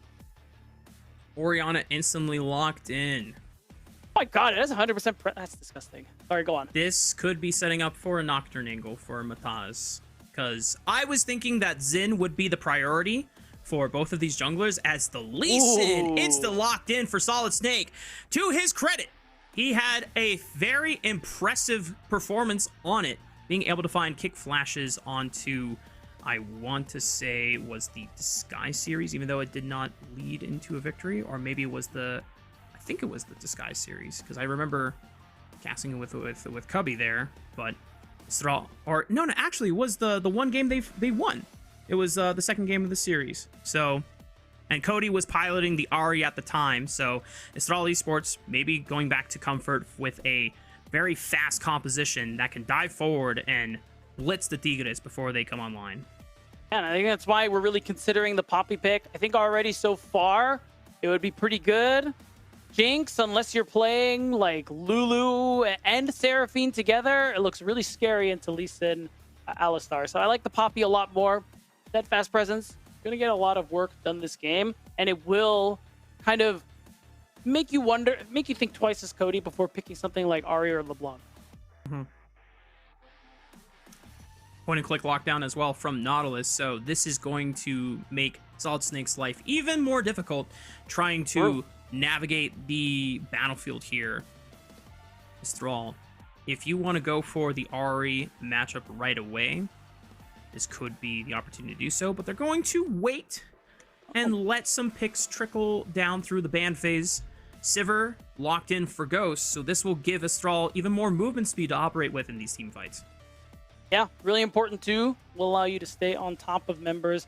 Like the Orianna, who, not so mobile, really only have that command dissonance to help with any sort of movement. And it's also movement that, Poppy can't really do anything about it with the steadfast presence. And it gives you a nice bit of scaling for Ghost, who performed really nicely on the Corki in game 1. Ooh, the Respect Draven ban going Davis's way. Yeah, gotta do that. Yeah, as you should. I think from now on, if Ghost picks a scaling 80 carry, I think he's just going to start sweating immediately. So he needs to just remove that option away. Do they continue banning strong laning bully 80 carries? Nope, they're just going to go for the Yorick. Okay.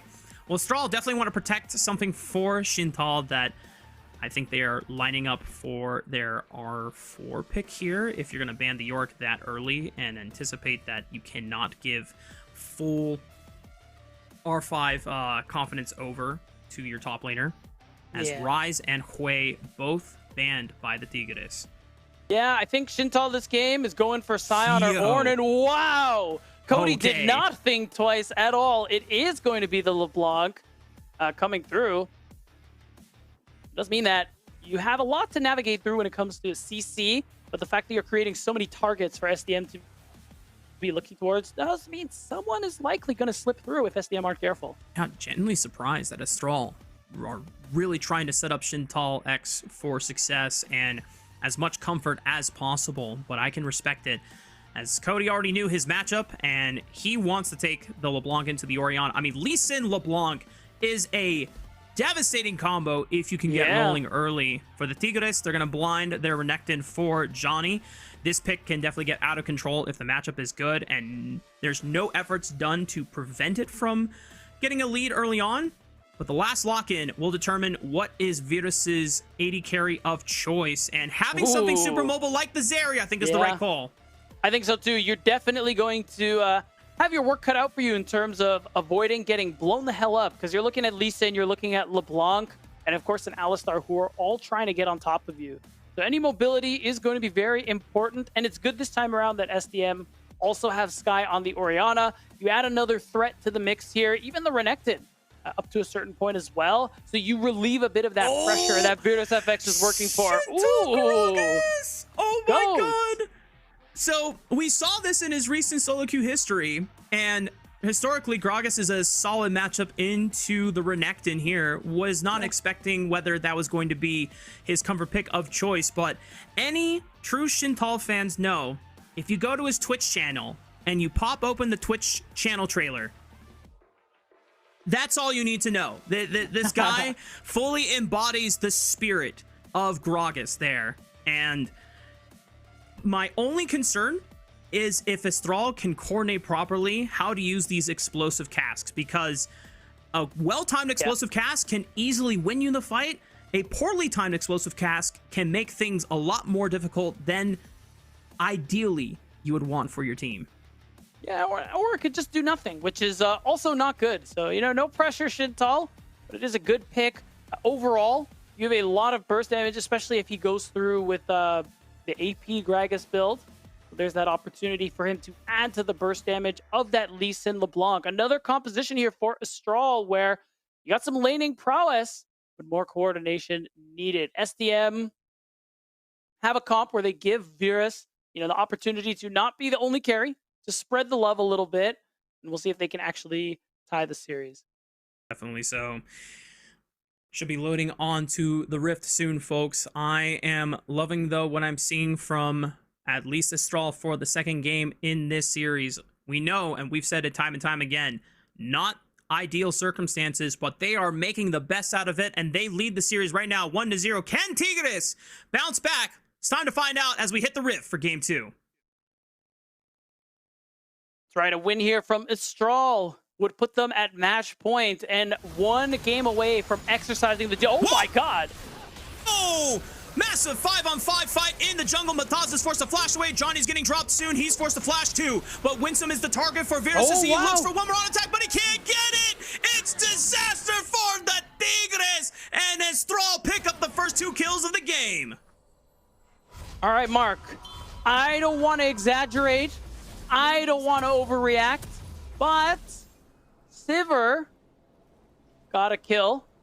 LeBlanc and Lee Sin have 2 assists in a composition where, you know, they're going to be very strong in those early levels. So you, Mark, you can do the math for me. I'm not going to lead anyone to any conclusions. So you tell me. So, I mean, we did talk about that Astral Esports have a composition that if it gets ahead early, you can blitz the Tigres, and it is going to be pretty darn difficult for the Tigres to respond. Now, while we're in this tech pause, what I can confidently say, it is not server issues. Woo! We are having some microphone issues, and some of the previous ones were mouse related. So, if it's peripherals, guys, I think we're in the clear. So, okay. Knocking on wood once again as we are back into the game. We did it, guys. All right, so Ghost comes to lane with a dagger. Very chill. Looks like not enough was gained for Cody and Solid Snake to really buy anything, but you gotta imagine the assist gold still going to improve their first back a good bit, so keep an eye out for that. Overall, again, Astral's composition where you have a lot of skirmishing power early on, and you're scaling with Sivir. Getting an advantage early on like that is not great, so respect to Astral for being prepared for this invade. Oh, holy! It was a pulverized 5-man flash combo from Winsome. Yeah, that's pretty tough for SDM, and Shintal able to follow up as well with a body slam on top of it, and probably the most ideal scenario for Astral in that topside skirmish there. Oh god. Cody level 2. Sky, gotta be careful, brother. Does have the command protect as he hits level 2 here, but Cody, decent health advantage, and summoner spells still available for both of these mid laners here as Sky is trying to not let Cody totally bully him around in this game too. That's right, but it's going to be hard. He has to play this matchup pretty carefully. So far, he's trading well, but of course, Cody still has the electrocute to play with, adding that little bit of oomph, and it's going to get harder again once Cody goes for that first recall and spends that gold he was able to earn early on.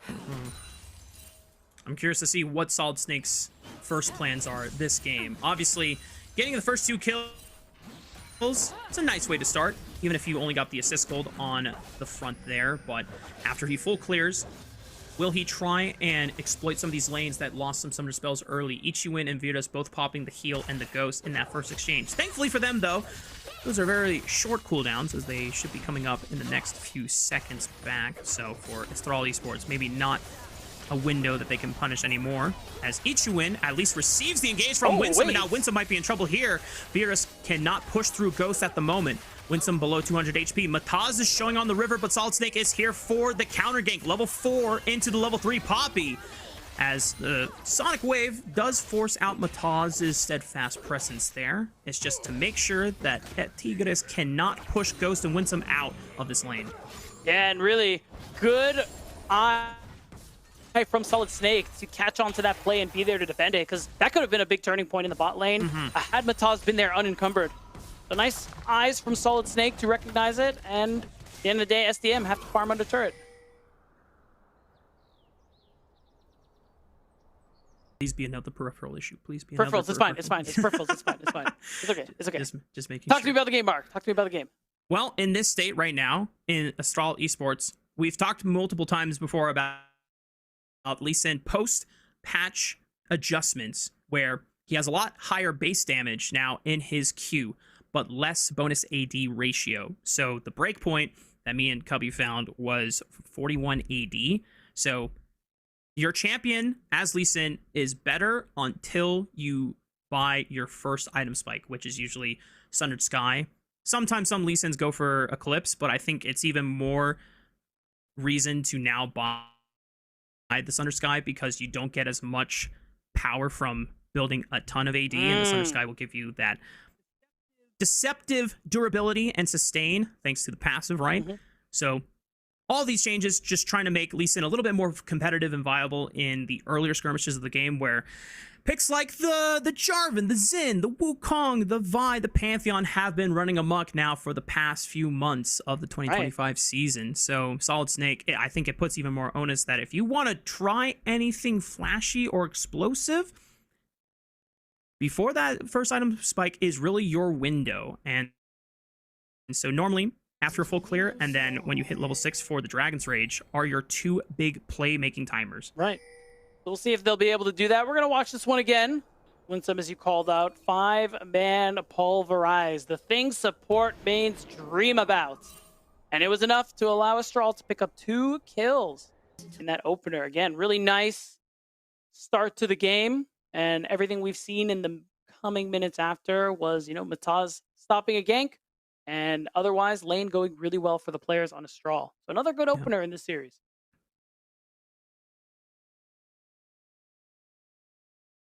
For Tigres, at least you have a little bit more threats spread out on your team. Mataz definitely playing a more defensive champion in the Poppy, can have some nice base damage or explosive opportunities early on, as Poppy base damage is pretty insane, but then definitely becomes an off tank later the game goes on. You have a better overall defensive foundation with your jungle and support set up. And one of the things that we were calling for is whether Tigres can leverage Johnny into a more winning and commanding position over Shintal, just given that this is essentially Shintal's second day of competing in a stage scenario. So Shintal on the Gragas was able to pick up one of the first early kills, so he's got a little bit of gold in his pocket. I do not remember off the top of my head, beat down, what the CS lead is looking like right now, but at least Gragas, on paper, does fairly well into receiving the pressure that Renekton can dish out. Yeah, so that's, again, really nice opener, especially for a player, second stage game. Any little advantages he can get will kind of relieve not just the pressure in game, but just his personal pressure, just given the circumstances. Again, he came in that last game of their series against the Skies for Summit, and now he is also here, of course, for the rest of the tournament, including this elimination match. You definitely have your work cut out for you as a sub. Facing so much stress this early on. Yeah. Hoping to get back into game as soon as possible, as so far, what we've heard is that Astral have reported some lag issues, but other than that, hopefully, should be the end of it soon as Astral look to resolve it here. I gotta say, I love the bandana from Shintal. That is a S-tier accessory right there. It puts your game face on, he's locked in a super high-stakes scenario, and he is at least dressed for battle. He's got the war face on right now. Yeah, like the bandana Shintal X is working with as well. And I like the way his hair is standing up. You know, any Kamen Rider build fans, if you know, you know. For everyone else, I just said a bunch of words, then you're just gonna have to live with that. And we're also living with this pause, right, Mark? Because it's Very true. definitely probably a peripheral issue that at some point will get fixed very soon, and we'll see if Astral will be able to make good on that early play, anticipating the 5-man invade that Right. SDM Tigres were working with and countering it beautifully.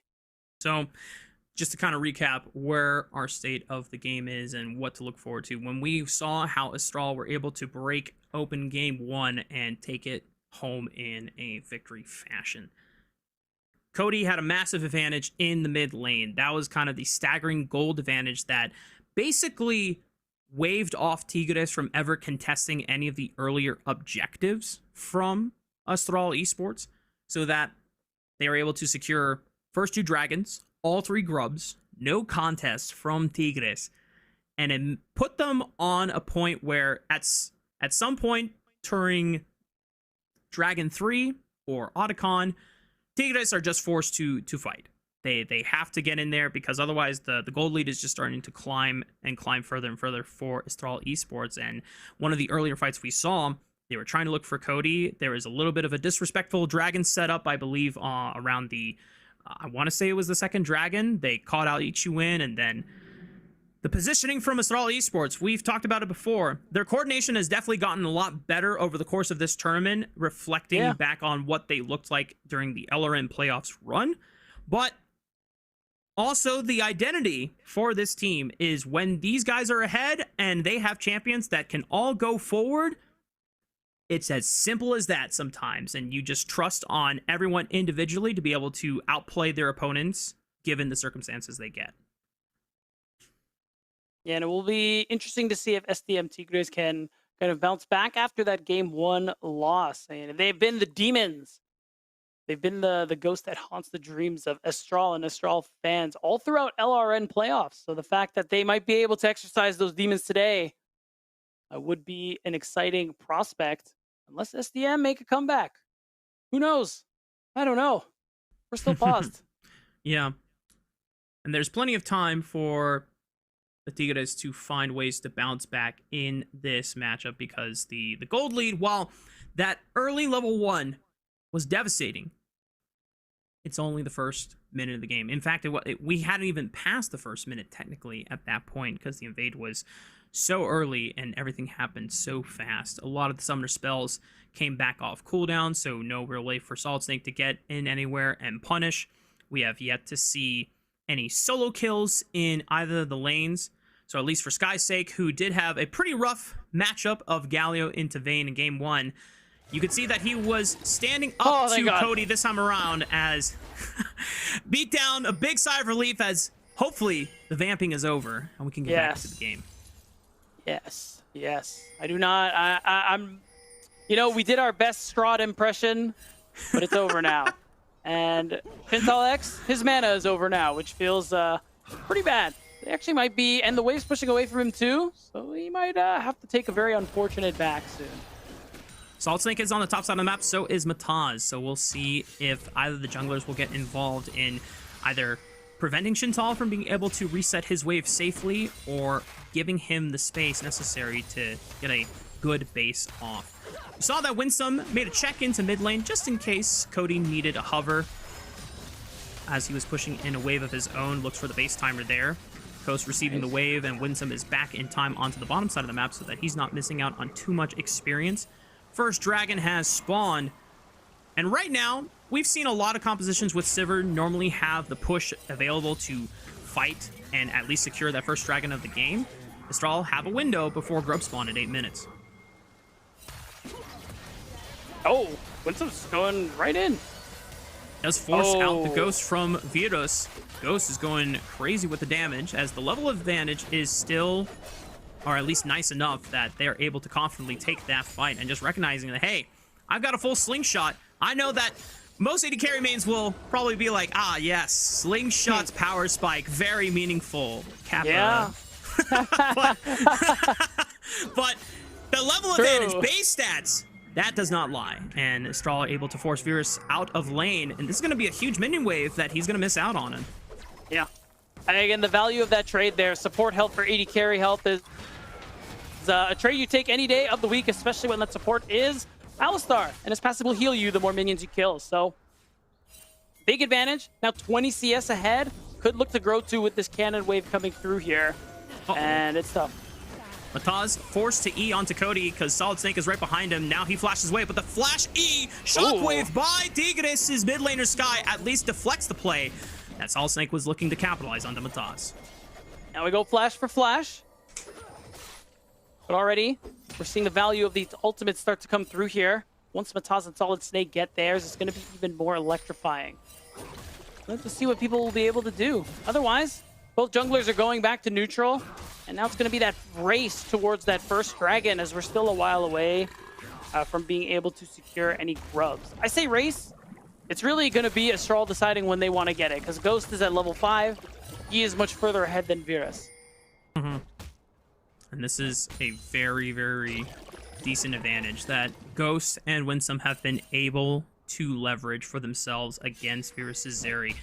Both of these AD carries scale very well for their sake, but in Astral's case, if you get Ghost ahead and then he can just pop his ultimate and give everyone the movement speed to just overwhelm Tigres, then we start looking at reminiscing game 1 and saying, oh hey, it's game 1 all over again. Death ball from Astral, and Tigres don't have the defenses necessary to stop it.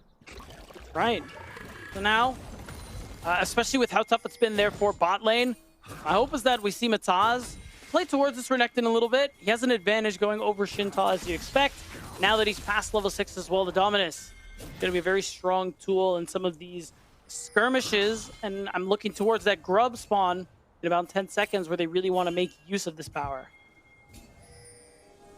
Already teleport coming in from Shintal on the top side, even though Winsome is also there alongside Ghost. SDM Tigres trying to blitz at least one of these grubs so that they can deny 3 of them going the way of Estral. It's a solid gold advantage. Johnny goes forward into the Dominus form. Shintal is able to deflect it with the body slam. Cody now looking for the flank on the LeBlanc. Wow. Nice explosive cast from Shintal. It's the Keeper's Verdict, pumps him away, but the Fat Man has done his job. They secure the Fate of Warfare for Estral. The kick on the Mataz, isolating him for the rest of the team, and Shintal body slam flash clips Mataz, helping Cody secure the kill. And now Sky is in a world of trouble. The Aguilas, the Eagles from Estral Esports are soaring over Tigres in game 2.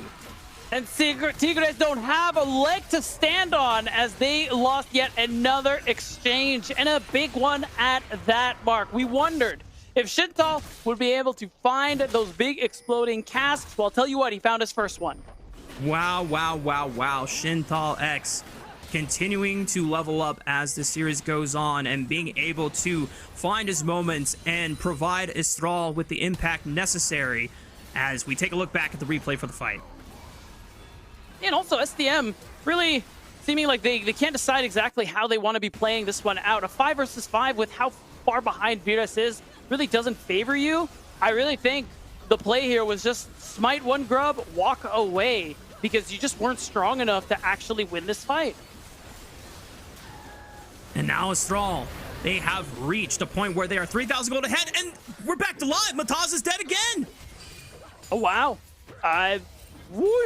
Another great catch out here. It's going to guarantee the second objective going over for Estral. And as soon as they get this, that should be their... No, not quite.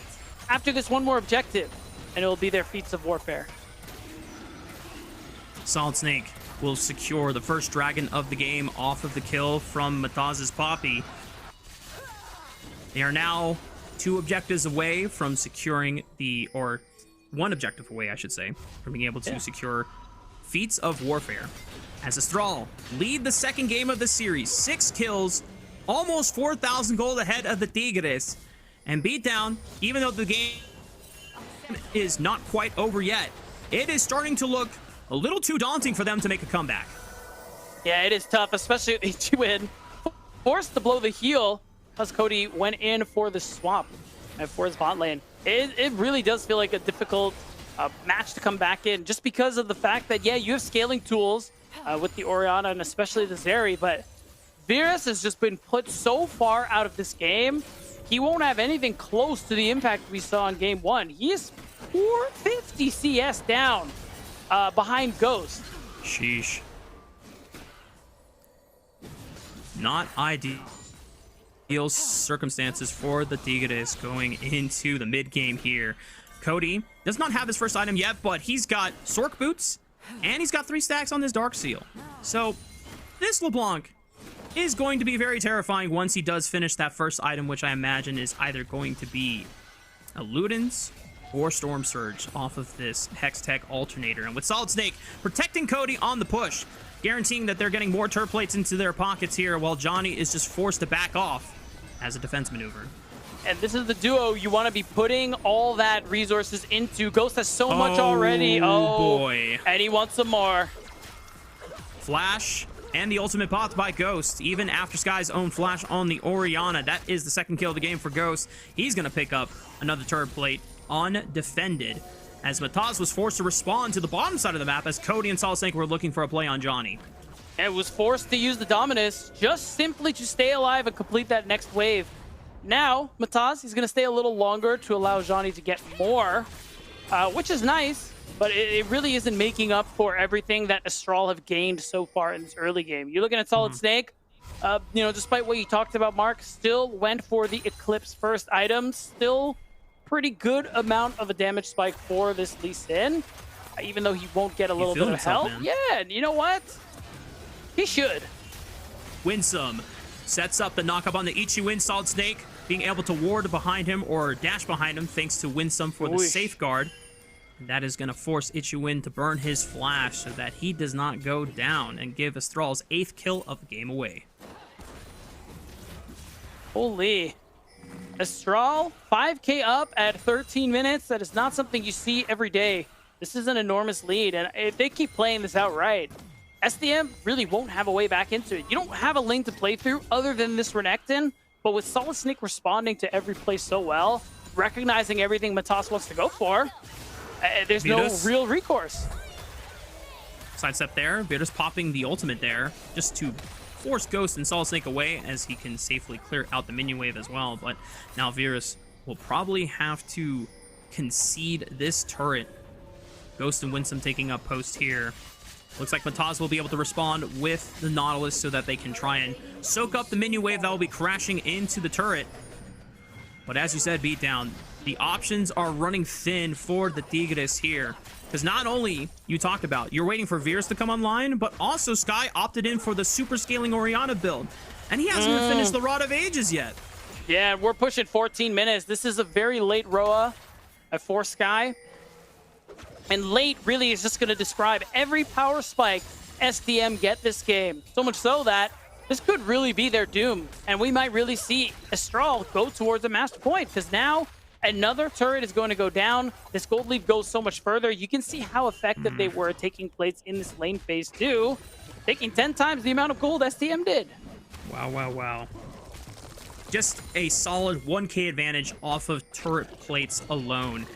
And that doesn't take into account all of the successful team fights and skirmishes that Astral have been able to take for the past 14 minutes.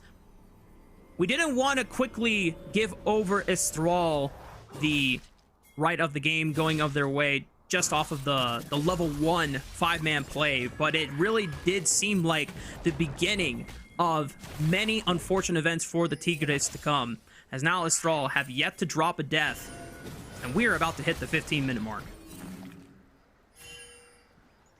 And another pause. Woo! Mark, we went too long without a pause. Let's be honest. So this is only natural.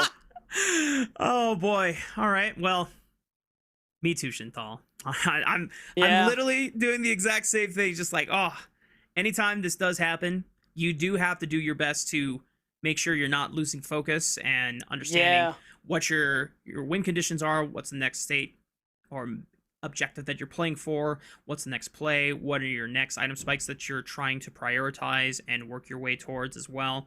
Those are things that can take a toll if you have to constantly sit and wait for whatever issues to be resolved there.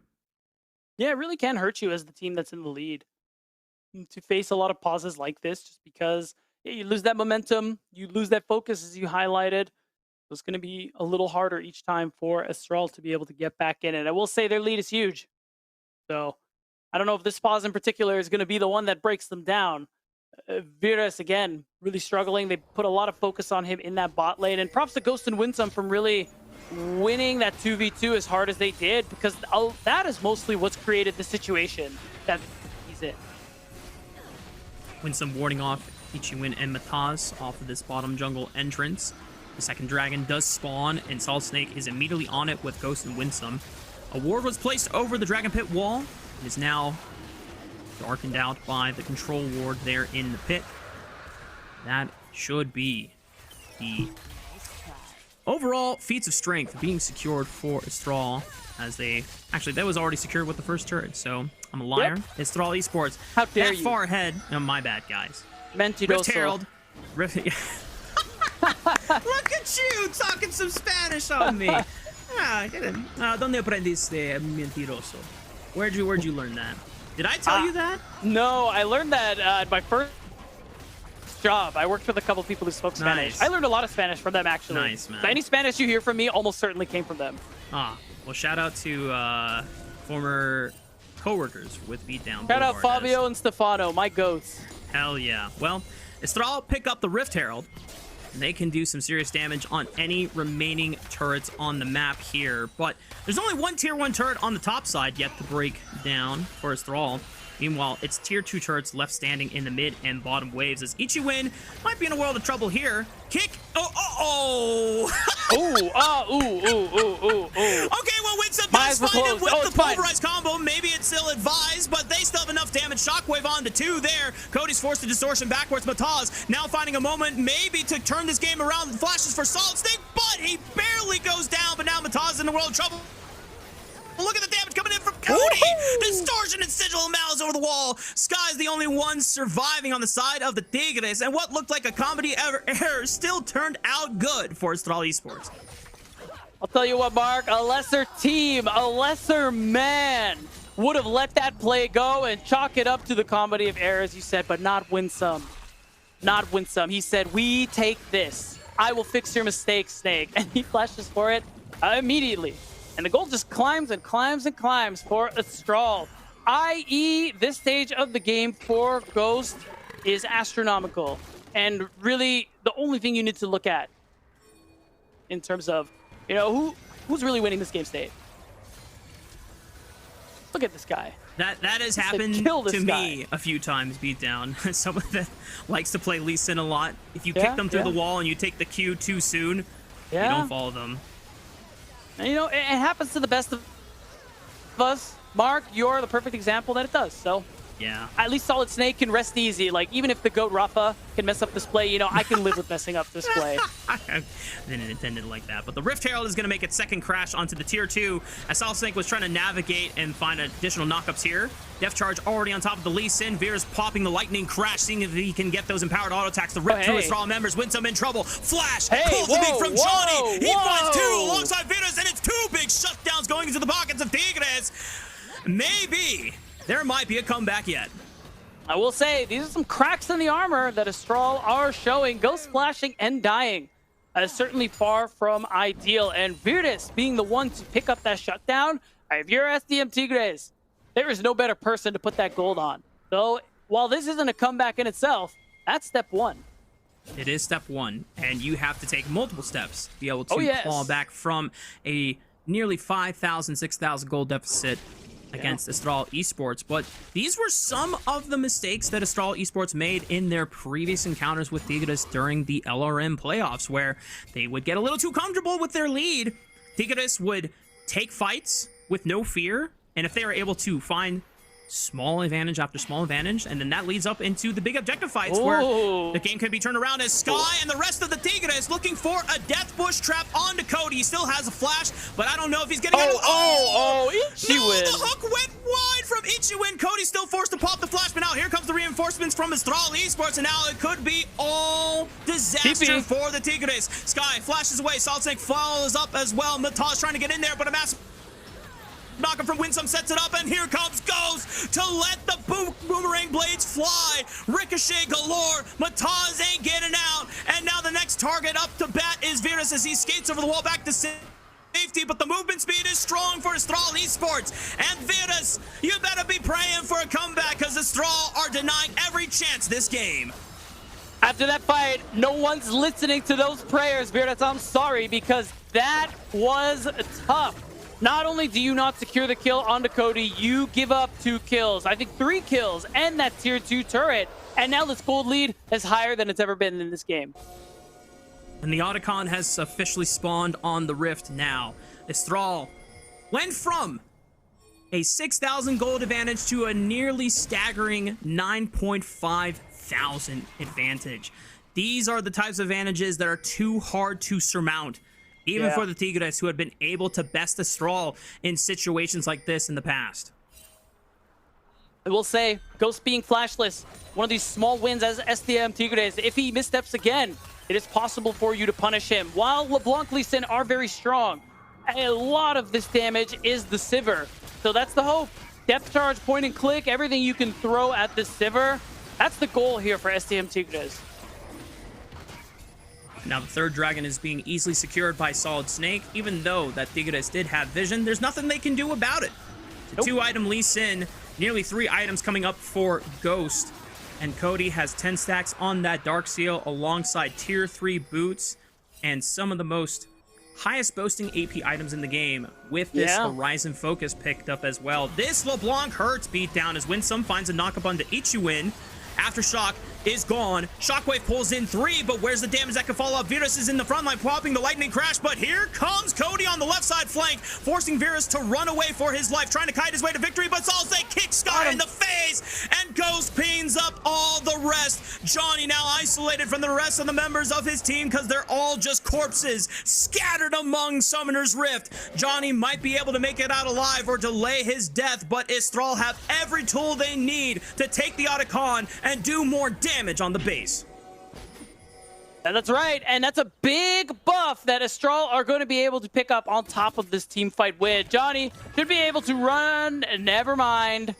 Ghost has got him. Yep.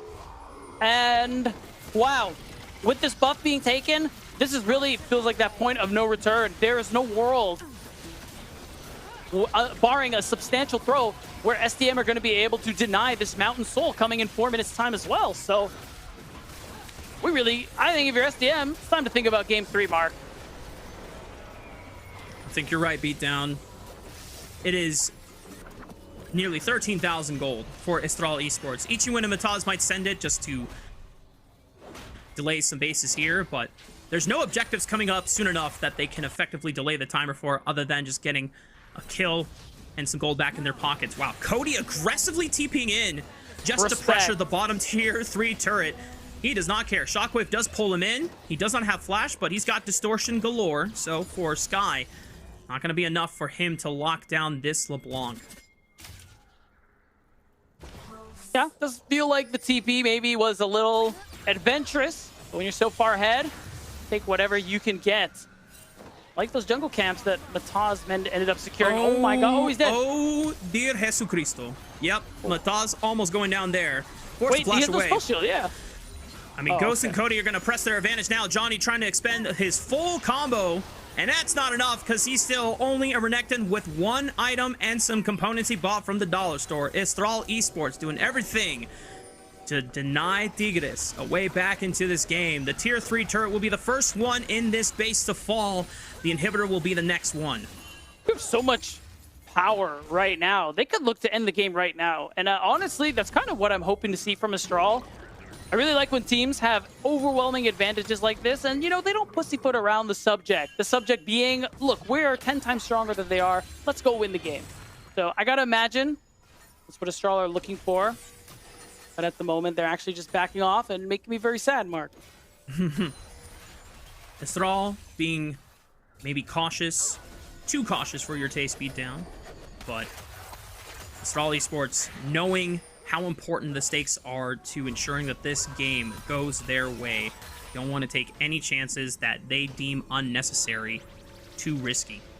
They even left the inhibitor open so that Tigres don't get even more gold potentially swinging their way with those super minions, as they're paying a lot of respect to Tigres' ability to still scale back in this game, even with an overwhelming 13,000 gold advantage on their side. To their credit, if a fight ever does go wrong, it's not only big shutdown bounties, but it's also a lot of standing gold on the map with objective bounties on their side as well in a lot of those tier 1 turrets. And Mark, I'm hearing you. I'm really hearing you and everything you're saying about respect. Look at ghost items versus Virus items. Don't talk to me about respect, though. Like, just kill these guys. Like, if you lose this fight, and I was somehow the arbiter of professional League of Legends, if Astral lost this game, I would just declare SDM the winners of the series. Because, like, what the hell, man? Like, what are we doing? Like, fair enough.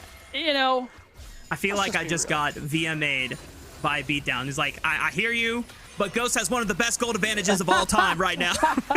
Yeah, I mean, I don't know if I want to be compared to that in this day and age. You know like what? My bad. My bad. But the reference tracks. Well, Astral Esports, let's see how well they can close out this game in rapid fashion. Tigres trying to step up to them in the mid lane.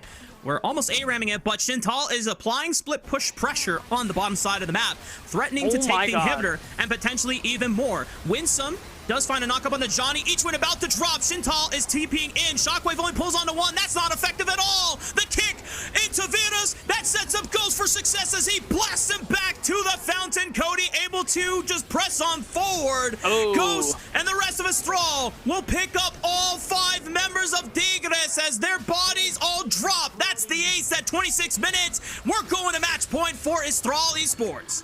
It might not be Ghost Pentakill, but Astral are now 1 game away from sending home SDM for winning the second rematch and finally getting their first win against SDM Tigres. Astral Esports, we did not expect this to be the outcome of the first 2 games of this series.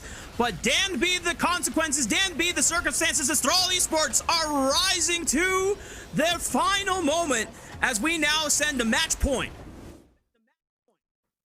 1 game, Mark. That's all that separates Astral Esports from so much. The losers final, sending SDM Tigres packing and finally getting their first best of 5 win against them in this past split, because playoffs, it did not go the way of Astral. So many expectations and they weren't able to meet them. But here, where it really counts, as they say, the third time pays for all. And it's just an evolution of Astral Esports coordination and teamwork from what we saw in LRM playoffs to now here in our lower bracket semifinal for the LTA North Promotion Tournament. It just is frankly impressive to see that the time has been well spent for this squad between losing to Tigres in upper final and grand final to now where everything is on the line. If you look back to the fact that Astral Esports almost didn't even make it into the promotion tournament from Conviction Esports, who are fielding their own sub, to now Astral Esports, the team doesn't even look the same compared to what we were getting in earlier glances and looks from this squad. And for the Tigres, we were impressed by their run in the playoffs, but so far, their looks in this promotion tournament have not been nearly as confident, and now their backs are against the wall. Beatdown, as Game 3 is coming your way, folks, shortly, right after this break.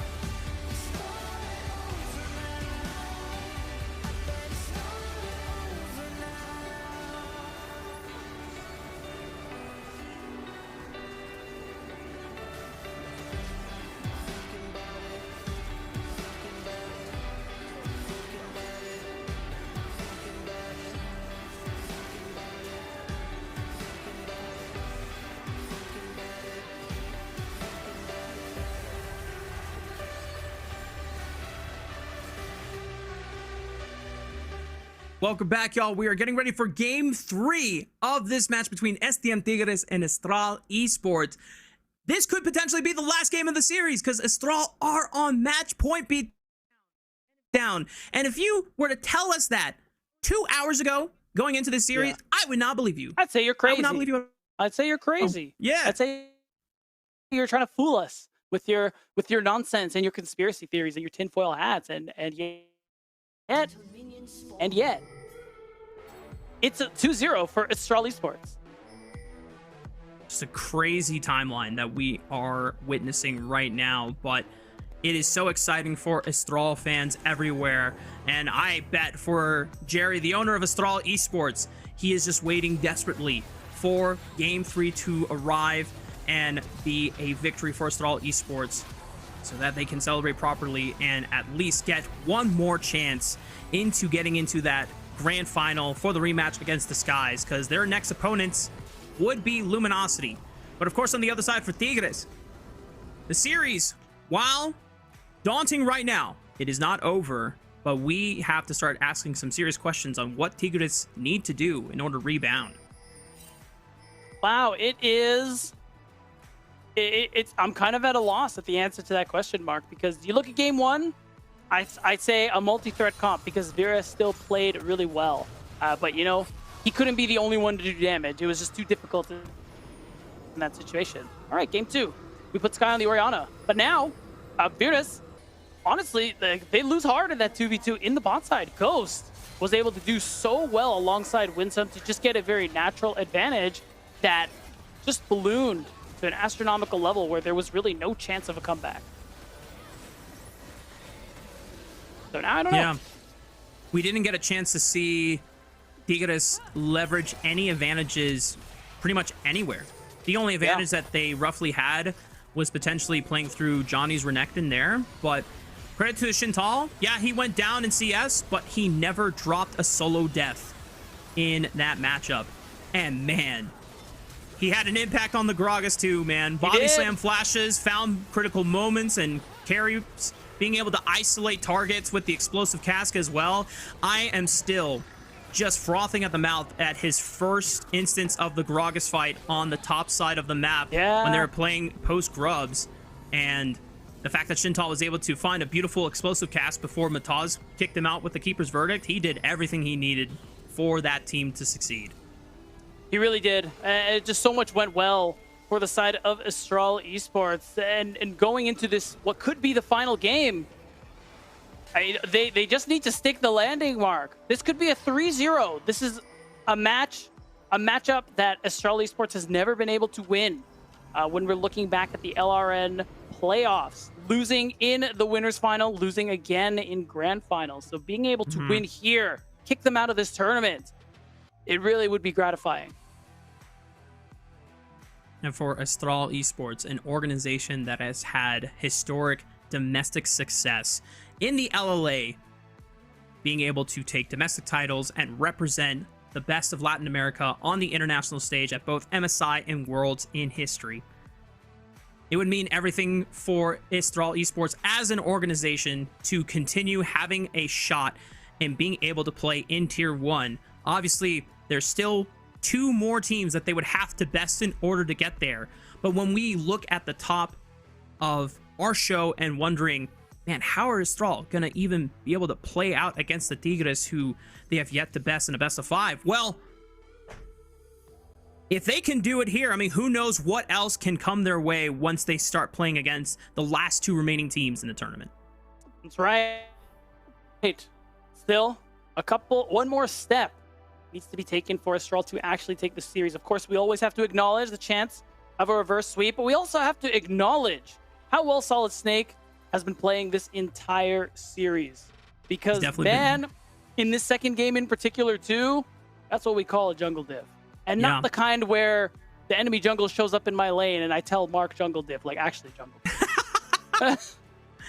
Yeah, very true. He's definitely been more than just Solid Snake. He has been an excellent jungler for Estral Esports in this match. And when you look for in history of how these 2 players have interacted with each other during the LRN playoffs, a lot of the broadcast members on the LRN team were discussing how, yeah, Mataz is having a fantastic playoffs tournament run, and in that finals, it was a massive jungle gap from Mataz's side. They declared him the finals MVP, the overall playoff MVP. That was putting up quite the burden of execution for Solid Snake going into this rematch against SDM Tigres, knowing that Mataz had the best of him in those two previous best of fives, and what allowed Tigres to have a point to rally behind and being able to make those comebacks and overall best of five victories possible. But Solid Snake has been outperforming Mataz in this series, and now Astral are one game away from being able to advance to lower finals. That's right. We'll see if Mataz can show us a little bit more of that LRN playoffs glory, where he was able to lead SDM from the front to get themselves that championship. Again, series isn't over yet. There is that chance of reverse sweep that we have to acknowledge, but wow. If we're saying Astral has one more step left to win this series, SDM Tigres have several before we can even start that discussion for them. I even took a chance to look at some social feeds just to see if the clip I mentioned about Chantal's Gragas popped up, and it definitely did. Yes. Oh man, you guys got to go check that out. It really is one of the best clips I've seen in recent memory. But also have to give props over to Ghost on Astral, because we pointed out that Ghost was one of the best players to come from the LRN run for this squad. Yeah. And obviously, when you're signing a world champion, this is the kind of results that you are expecting to put out with. And even though game one, the focus wasn't necessarily on him, since Cody was attracting and drawing a lot of the attention on that vein, this time around, he got a big lead on the Sivir, and he and Winsome not only got the better of Virus, they dominated that lane, and you saw the massive gold advantage he was walking around with by 15, 20 minutes. Yeah. And we got to give a lot of credit, of course, to Solid Snake for how he neutralized Mataz and prevented him from impacting the spot lane matchup. But so much credit to Ghost and Winsome for finding this overwhelming advantage overall and being able to take advantage of that isolated 2v2, win it so hard that the goal diff at 14 was almost 3k. And that was really the lead that made this game insurmountable, because you're playing Sivir, you do so much DPS, and of course that spell shield makes it a little harder for people to focus on you without great cost. So that 43% damage share is astronomical. Really shows how important he was to this comp, and they made it work. And he seems well more coordinated with the rest of Astral Esports in this best of five than all five members have been this entire tournament, even when Summit was still playing on the roster before the suspension. So the fact that Astral Esports have found their stride, they found their groove, and they are one game away from being able to defeat the demons that conquered them twice in the Tigres in the upper final and grand final of LRN Split 2. This is overall one great step forward for this team to be not just a team of 5 strong individuals, which was how the roster was originally built, but it could now be a well-structured, well-coordinated team that can potentially challenge Luminosity and Disguise maybe at the end of the road. Finally come together, forged as a one big unit as opposed to 5 highly skilled individuals. And this is that final step needed for them to move forward up against LG for a chance to play in the grand finals of this promotion tournament. Remember, guys, there's only one spot in LCS 2026 to play for, and so many of these teams still here want to get it. And into the draft phase we go. Already 3 bans from Astral, Trundle, Mbessa, and Rumble. Tigre is still paying respect to Winsome's Nico as well as Cody's Talia. And now the Lucian ban as the 80 carry pool begins to thin in this best of 5. Tigre is taking notice that, hey, we do not want to give them the opportunity just to immediately blind pick Lucian, and the Wukong was left on the table as one of the last junglers left in this skirmishing pool. Yeah, of course, Xin is still up and available too, so I think you're very comfortable with that one as SDM Tigres. Already a pretty strong top jungle duo. and that opportunity to have a top laner who's going to be really strong inside lane later on for Johnny. But now he's putting on the carry pants for real, Mark. And both, not only Xin Zhao, but also Jax can be strong tools for this squad, as you mentioned. Depending on how many auto attackers Astral will be relying on, but the Annie does show itself in this game 3. Now, normally we see it mid lane, but as we saw in their series against Disguise, they gave the Annie over to Shintal X. Now, do we see a lane swap happen again like we did last time? Not sure. Too. Yeah, we'll see. There's that option potentially for the Akali to come through for the side of Astral. Could see Cody do that and go for that IRL swap you mentioned, or maybe Shintal X would be the one to play that, and it really is Annie mid. We'll have to see. It ends up being a Jhin in the bottom lane. Not the most amount of damage, but you're already working with a good bit. Mark, I'm going to pitch something to you. Okay.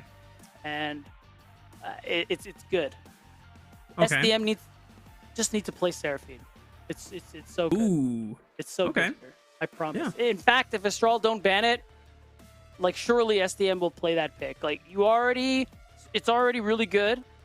When you pair it with champs like Jax and Xin, not a whole lot of damage is there from Astral. So, Ezreal, Annie, you have that healing shielding. I can feel it. I can smell it, Mark. Yeah, and I think the call out from Tigres banning away the Karma, not only because Ezreal Karma can be such an obnoxious lane to play against, but having the constant shields to give you the pseudo sustain necessary to continuously pump out mystic shots, give Wukong some space and sustain to play out a prolonged team fight as we get further and further into the later stages of the game. And if you eliminate more enchanter options, and then you take one of the best enchanters left available in that Seraphine, then good. I'm on that same line with you, Beatdown. Astral paying some respect over to Sky, though, by banning out that Syndra.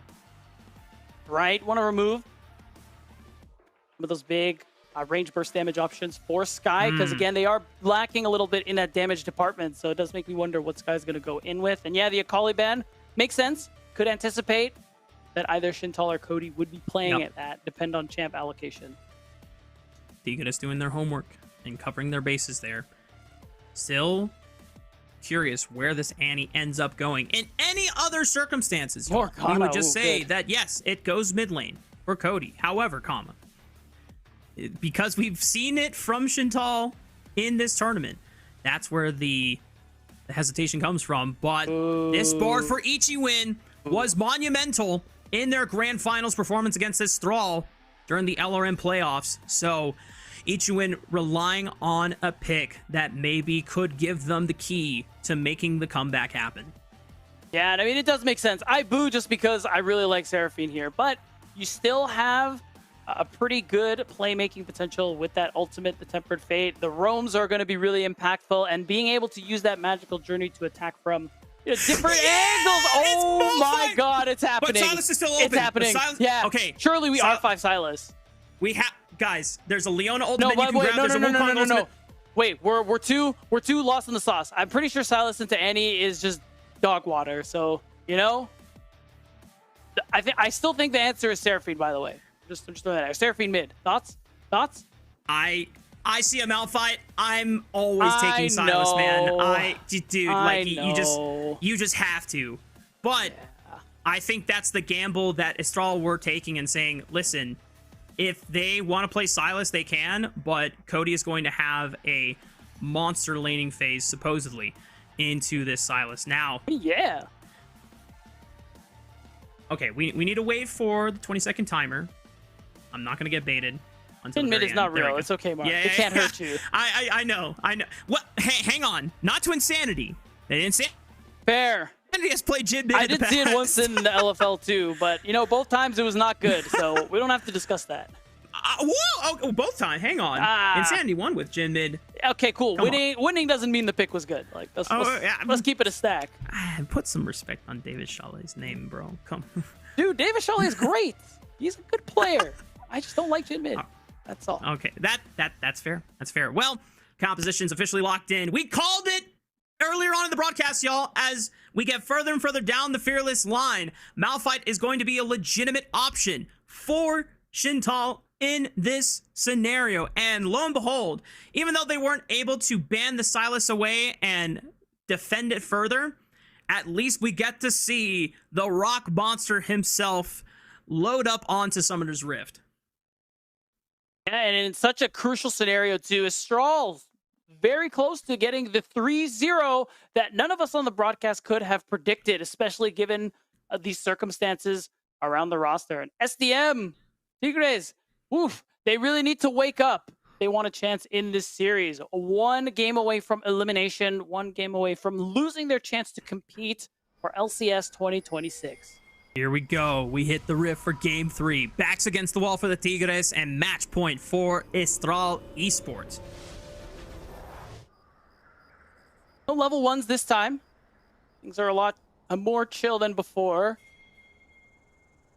As really, as much as I agree with how good Sylas looks here in terms of ults, we see what Cody has been able to do against Sky in lane in all the matches these teams have played against each other so far in Split 2. And we saw what he did in Game 1 with a big advantage. And the Annie, as long as you dodge the Abscond Abduct, is a pretty good advantage. You can see it. He even goes first strike, which you don't see a lot of anymore. But in this matchup, there will be a good amount of value gained from it. Yeah, he's got the range, so probably trying to help continuously farm even more gold onto him. Oh my god, the level 1 roam from Ichiwin. That's going to push Cody off and take a decent chunk of his health bar early on. Yeah, I mean, honestly, well played from Cody to be able to just get that stun and not really have to lose anything for that roam. And that's time away that Ichiwin was spending away from the bot lane.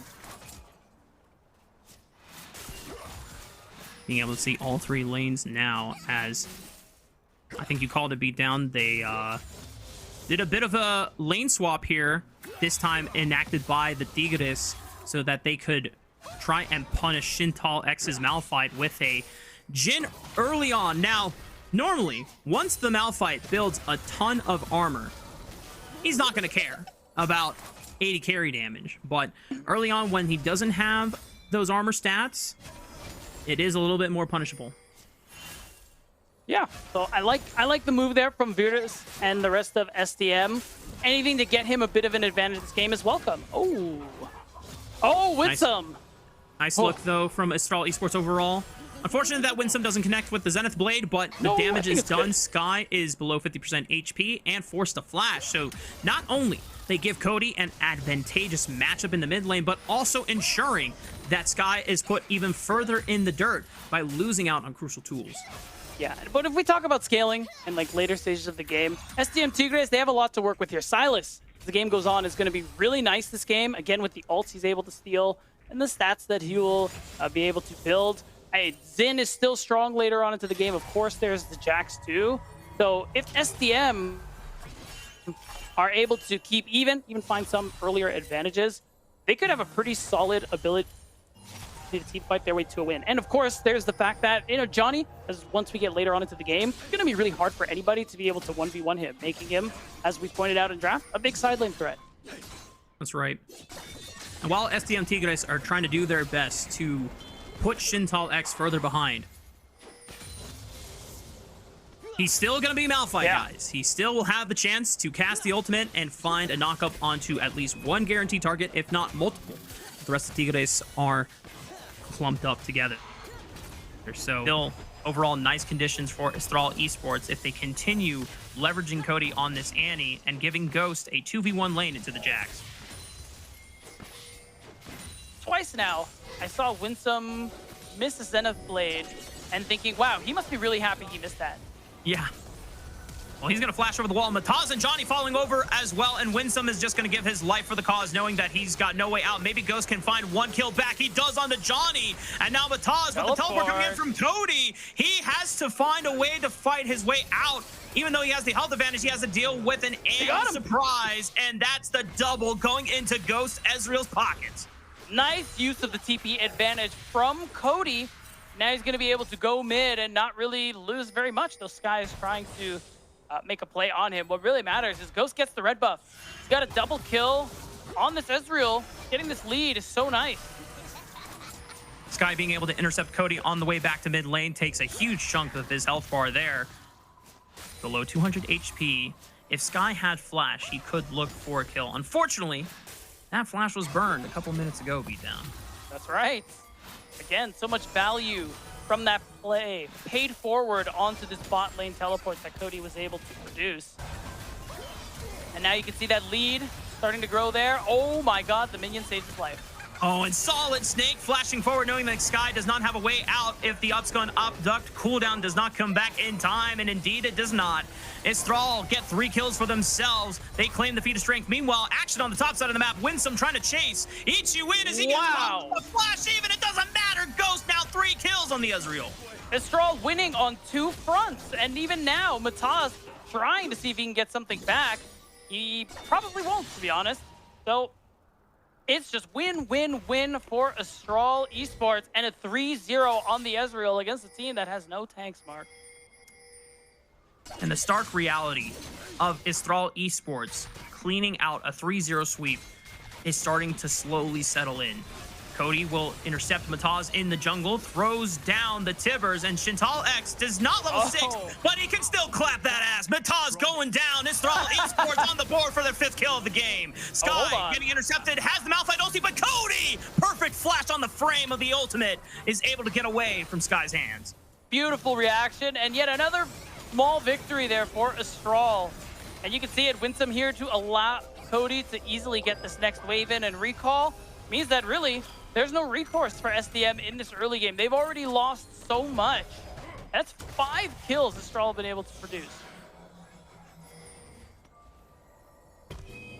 Shintal, not even level 6, and he has made a positive impact on this game with the Rock Monster, man. I know he's down 25 CS. He's still a Malphite. And the chances for Astral's Esports victory in this best of 5 are looking grander and grander here, as we're about a minute away from the grub spawning on the map. And a grub spawn that Astral should have no problem collecting in full.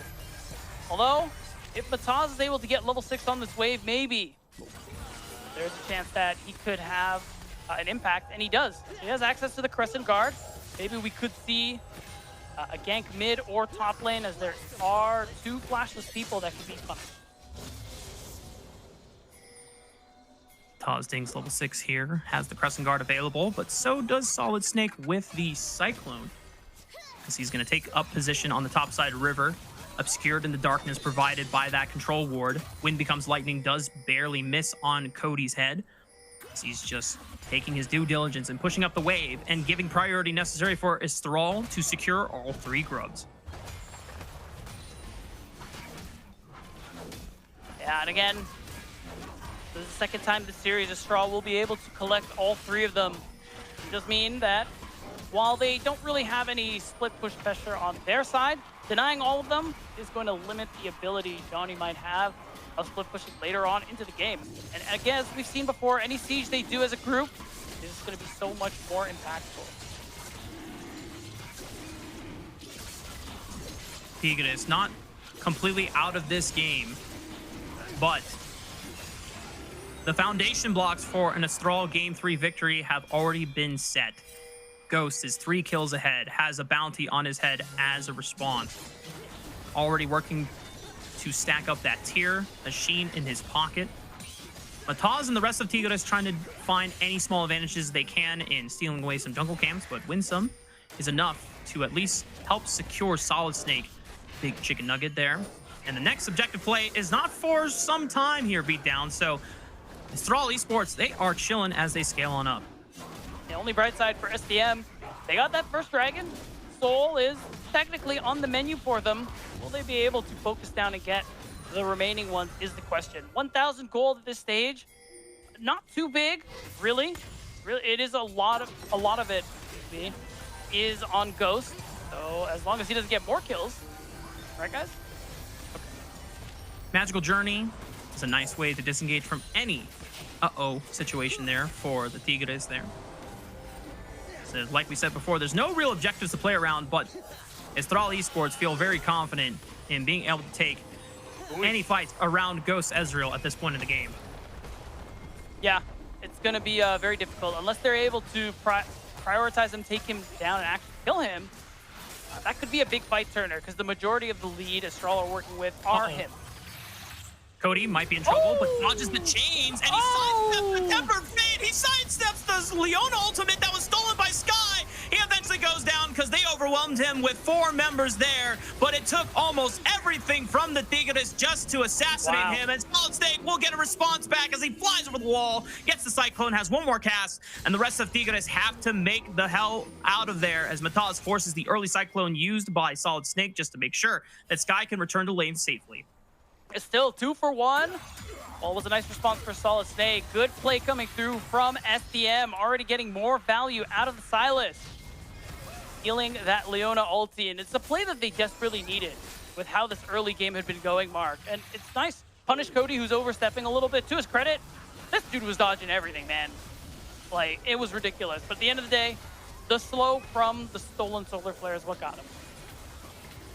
Cody with the fancy feet, bro. My God.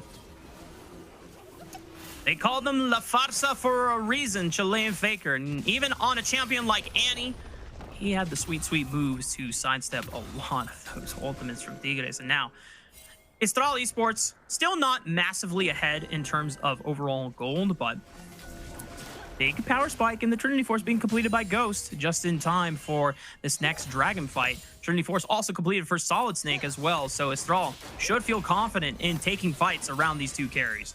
Yeah, and that's the thing for SDM, and why I like that mid lane play. Play away from the Ezreal. Right now, he's just not somebody you want to be trifling with. That's just the fact. So the fact that they made that play mid lane is great. I want to see more of that. Plays onto Cody, plays onto Shintal X, and trying to limit Ghost's gains to simply farm. Solid Snake just baiting out the magical journey from Ichiwin, showing that he means business and that river does not belong to the Tigres right now. Our picture-in-picture showing that Shintal and Johnny were in a battle to the death. Johnny at least popped the Grandmaster's Might, and Shintal still has his unstoppable force available. Great patience and being able to withstand the storm, even though he is down a lot of CS. He's able to handle himself against Johnny's Jax. Yeah, but part of it is too that Johnny has to restrain himself because, yeah, you can tower dive the Malphite and there's a good chance he'll get the kill, but he'll trade. Because I remember this is 2025. Turrets do a lot of damage, and that unstoppable force will cost precious seconds under that turret. Yep. About 50 seconds away from the second dragon of the game spawning. Tigres, the fact that they were able to pick up the first dragon means that Estral Esports are not threatening the objective feat anytime soon. Might be a win condition that they can still play for, as Solid Snake is not able to stop the recall in time. Ichiwin is going to take the long road back to the bottom side of the map, but because Virtus does not have any support, he's going to have to concede a majority of this wave, and it's another turd plate going into Ghost's pockets, and even the True Shot Barrage might try and stop any bases that comes out as well, or just put some damage down. But Sky roaming over to the bottom side of the map. Tempered Fate does not find anything, as Solid Snake able to dodge it thanks to the power of that clone. Yeah, it wasn't an ambitious Bard ultimate, but I guess I can respect the look. Again, right now, this is the better play. Looking for Cody. Oh, the upscone abduct clips. Oh, nice and gun. Cody's forced to flash away. No way. He survived! Cody, what was that? A nice way to survive the dive. The angle was good, but the execution just wasn't. Oh, Johnny. Johnny going aggressive on the Shintal under the tower there as he pops the Grandmaster's Might. He's just looking for the turret kill, able to get the Demolish proc. But Shintal does not have the ultimate anymore for this play. Nice but Estral Esports, as you called out, beat down the fact that Cody is able to get the trade on Mataz without dying himself. That is a free dragon in Estral's hands. Yeah, and Sky gonna help try and even the odds with a play topside. Oh my God. Sky... Imagine moving. I was wondering if Sky was going to hold on to the mouth. He died to the redemption. That's God crazy. damn it. I thought that was a bug. I was like, there's no Report way. you win. Sorry, you were saying. Nah, keep going. No, that was all I wanted to say. So ×9 support. That's just I don't make the rules. All right. Well, the first stolen Malphite ultimate is not even a kill secured. As this Cancel play, auto. my Yeah. goodness. I'm just gonna say, Cream, if you're over in top esports prepping for Worlds, watch this Annie-bot, bro. Just this is how you're supposed to play Annie, by the way. And LPL fans will know, as the Thrall now have the opportunity to look for this Rift Herald, as they have quite the advantage on multiple of their carries with the Trinity Force spikes. Ghost forcing Ichiwin to flee the scene with that magical journey. And they're going to instantly pop the Rift Herald and look for the tier 1 turret in the mid lane. And they will most likely succeed because really there's no recourse for SDM Tigres unless. Oh, the timing from Ichiwin was just a little too late. The flash from Salt Lake with the Cyclone. Mataz tries to split him into his team with the press guard. The fight back, maybe it's good for the Tigres as they get a big shutdown on the Solid Snake. Solar Flare goes wide. Here comes Johnny with the flank. Cody's now isolated, and Tigres finally show their first signs of life in this best of 5 as they look to chase down Ghost and win some. Finally seeing the teeth of the Tigres as they respond with a nice play, a 2-for-1. Even though they lost that mid-tier 1 turret, finally being able to pick up some kills is monumental for them with how this game has been going. This is by no means they're out of the woods just yet. They still need to do something about Ghost. He is 2k up on Budas now, which, while Jin is often said to be more utility, 80 carry, this kind of a deficit, still really difficult to deal with. It puts a stopper to Estral's overall acceleration in this game. Credit to Ghost, he managed to escape and not put himself in a position that would have costed his life as well. Otherwise, that would have been massive shutdown bounties going over to the Tigres. Ghost still deathless on this Ezreal, scaling on up, almost fully stacked on that Manamune to complete it into a Muramana as well. Once that happens, Estral, as long as you can just create space for this Ezreal to get poked down before objectives or just let him thrive, he will bring Estral to victory every single time. And that's the critical point. Again, a lot of SDM success is usually when Ghost is not involved, but we're getting closer to that time where, all right, pretty much everyone is going to be involved in these team fights, and they don't yet have an answer for this Ezreal. So unless they're able to isolate him or Ghost makes a mistake, every 5v5, it really should just go the way of Estral unless Sky is able to get a huge stolen Malphite ult. Expel's being used by Winsome with the Solar Flare. Tempered Fate locks down 2 members there. Mataz jumps in, pops the Crescent Guard as well. Not able to knock up any key targets there, though, onto Estral as Ghost is able to safely distance himself from the threat. Johnny winding up the Counter-Strike, but he's not in range of anyone, and it just at the very moment stops Estral with the siege on the top side of the map. And of course, Shintal X can immediately move to get that mid-wave moving, forcing Sky to respond. But ultimately, SDM, they defend their tier 2 turret, but it still took a lot of damage in the process. And now we're a minute away from the next Drake, something SDM really want to get. But with how strong Ghost is and how he'll likely have finished stacking his Muramana, the damage really isn't going to be there. Trying to get ready now for the 3rd dragon of the game here, spawning in 40 seconds. Winsome is the first member of Estral to at least walk through the topside river, but Solid Snake finds an angle onto Ichiwin. Flash from Winsome with the Zenith Blade connecting onto Virus. That's the 80 carry going for the Tigres. Ichiwin tries to flash away from the bear that is pounding his face in. But Shintal! Grande Shintal finds the massive knockup with the Malphite ultimate on the back line, and the Tigres lose out on 2. They're going to push into this tier 2 turret and take a dragon on their way out. So much gold gained. All the teeth we saw from SDM Tigres looking like they've been extracted by Estral Esports.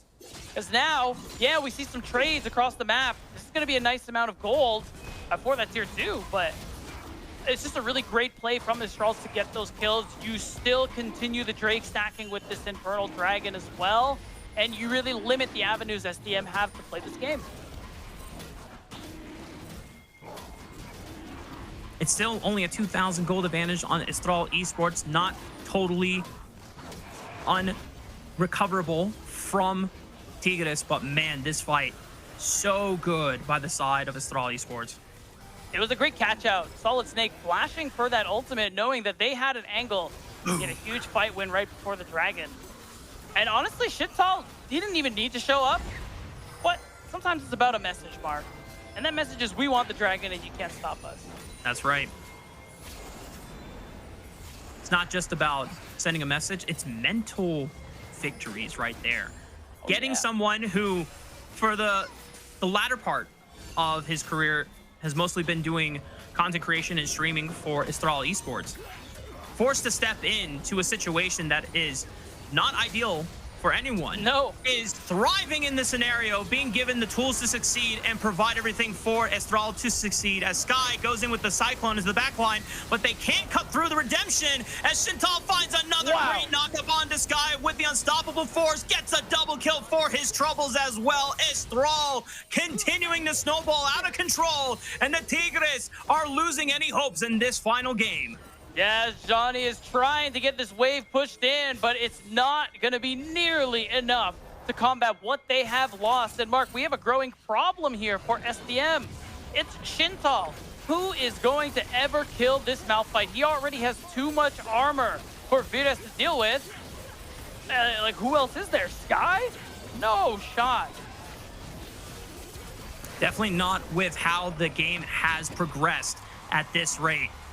And who would have thunk that this would have been the circumstances we were looking at 2 hours into the series? We were all expecting that Tigres would be on the other side of the coin, but it is Astral that, given the short time they've had to try and work with Shintal, get him up to speed and find compositions, find champion picks that he can be comfortable on and still provide contributions and impacts in the moments that Astral need him to.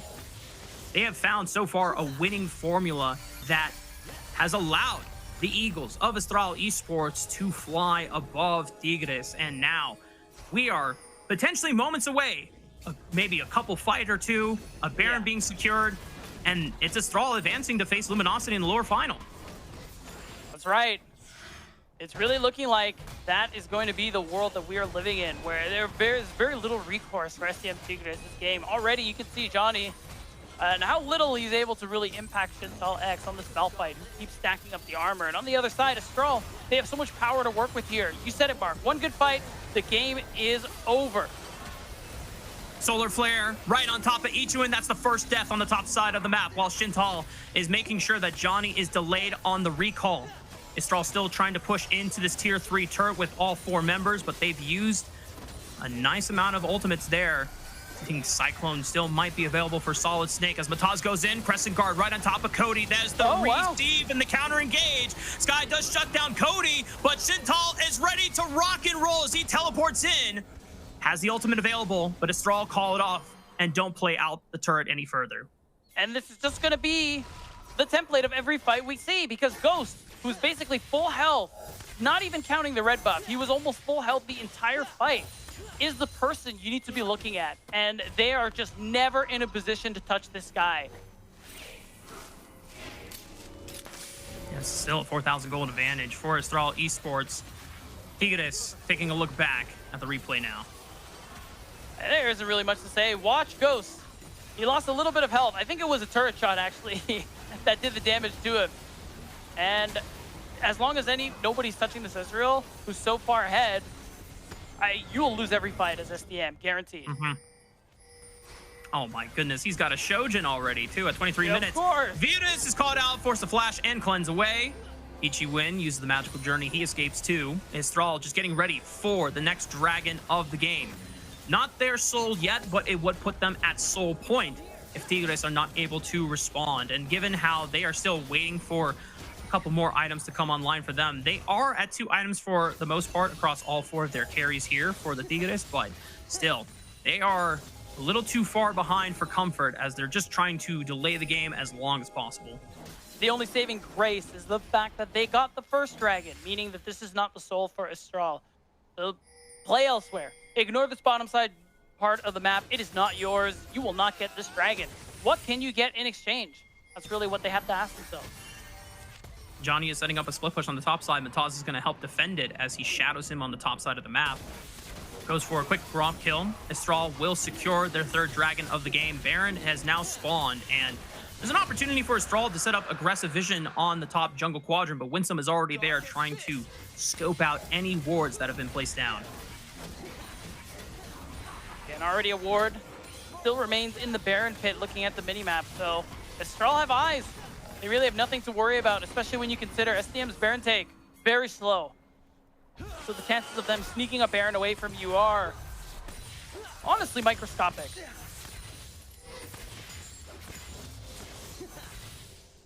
Probably just not enough for Tigres to have a comfortable position to contest Astral. If they just decide to rip the Baron, see Cody on the bottom side of the map matching up against Johnny and the rest of Tigres trying to respond, but Solid Snake and Ghost are already here. They're going to find Bataz. Instant pull on the Cyclone. Crescent Guard answered back, tries to jump on the Ghost, but he just gets eviscerated. Yeah, Ghost is pumping way too much as Tigres lose out on their jungler. And with Johnny, he might be caught out as well. Sidesteps the stun from the Solar Flare. The Tempered Fate will stall out the play from now, and it might just be enough for Johnny to be able to leap strike back to safety. Magical Journey from Ichiwin gets him and Sky out. Mataz is still down for another 25 seconds. Not sure if it's enough time for Astral to pull the Baron here. Good retreat from SDM, but it really is just minimizing the bleeding that they're already facing. Mataz is down another 15 seconds. And yes, a Baron is very much on the menu here for Astral. Imagine walking into their comp as SDM in Fog of War, because you really have nothing to work with aside from what look like 2 blue wards. It's the only way you're going to get any real vision here. Besides Ichiwin risking his life and limb. Oh, Shintal will find Ichiwin. Immediate pull on the trigger with the unstoppable force. That's the support gone for the Tigres. 5 versus 4 advantage. Flash from Cody. Looks for the stun. Doesn't find the stun immediately, but the damage is enough and follows it up with the Q tag. Virus does go down. Looks like he didn't have the cleanse available. Now Astral should be able to pull the Baron with confidence. Yeah, this time they will get it 100%. Barring a miracle steal from Mataz, there really is no response to be had here. Sky is split pushing on the other side. Should be able to get that tier 2, as I think it was low when he got there. But even with the objective bounty, it is just not enough gold to make up for the difficulties SDM faced this game.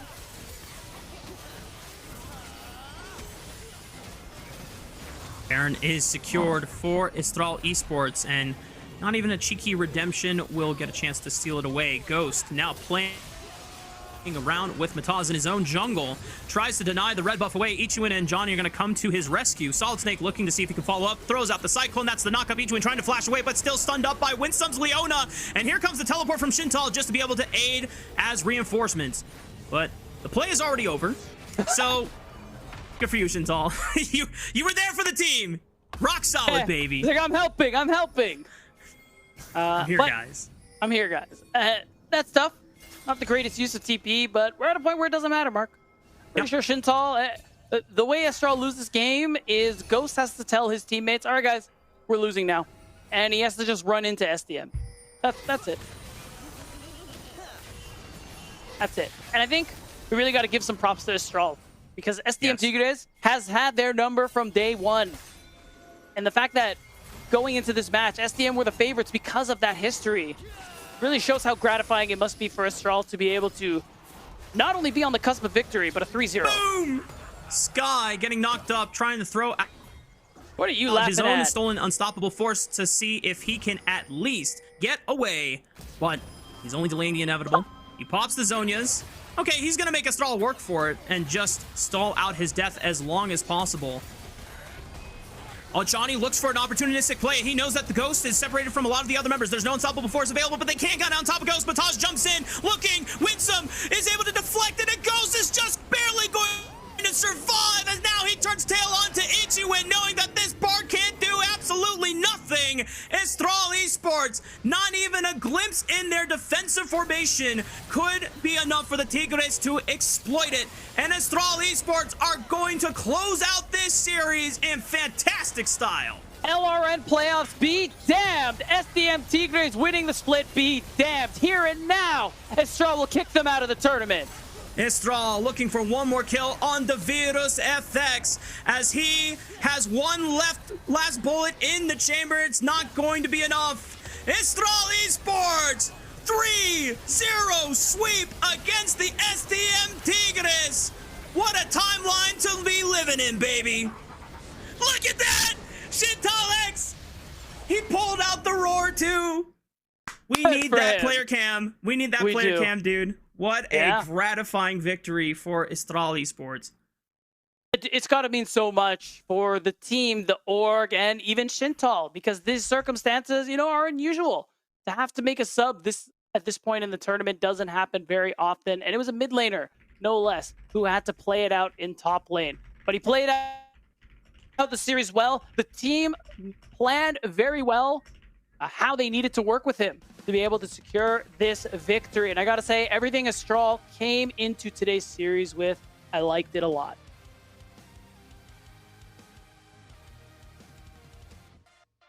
I'm at a loss for words, Beatdown. It is just insane that this is the result that we are staring at the end of this series. It wasn't even close. There was a couple times that Tigres found some decent plays, but it wasn't close.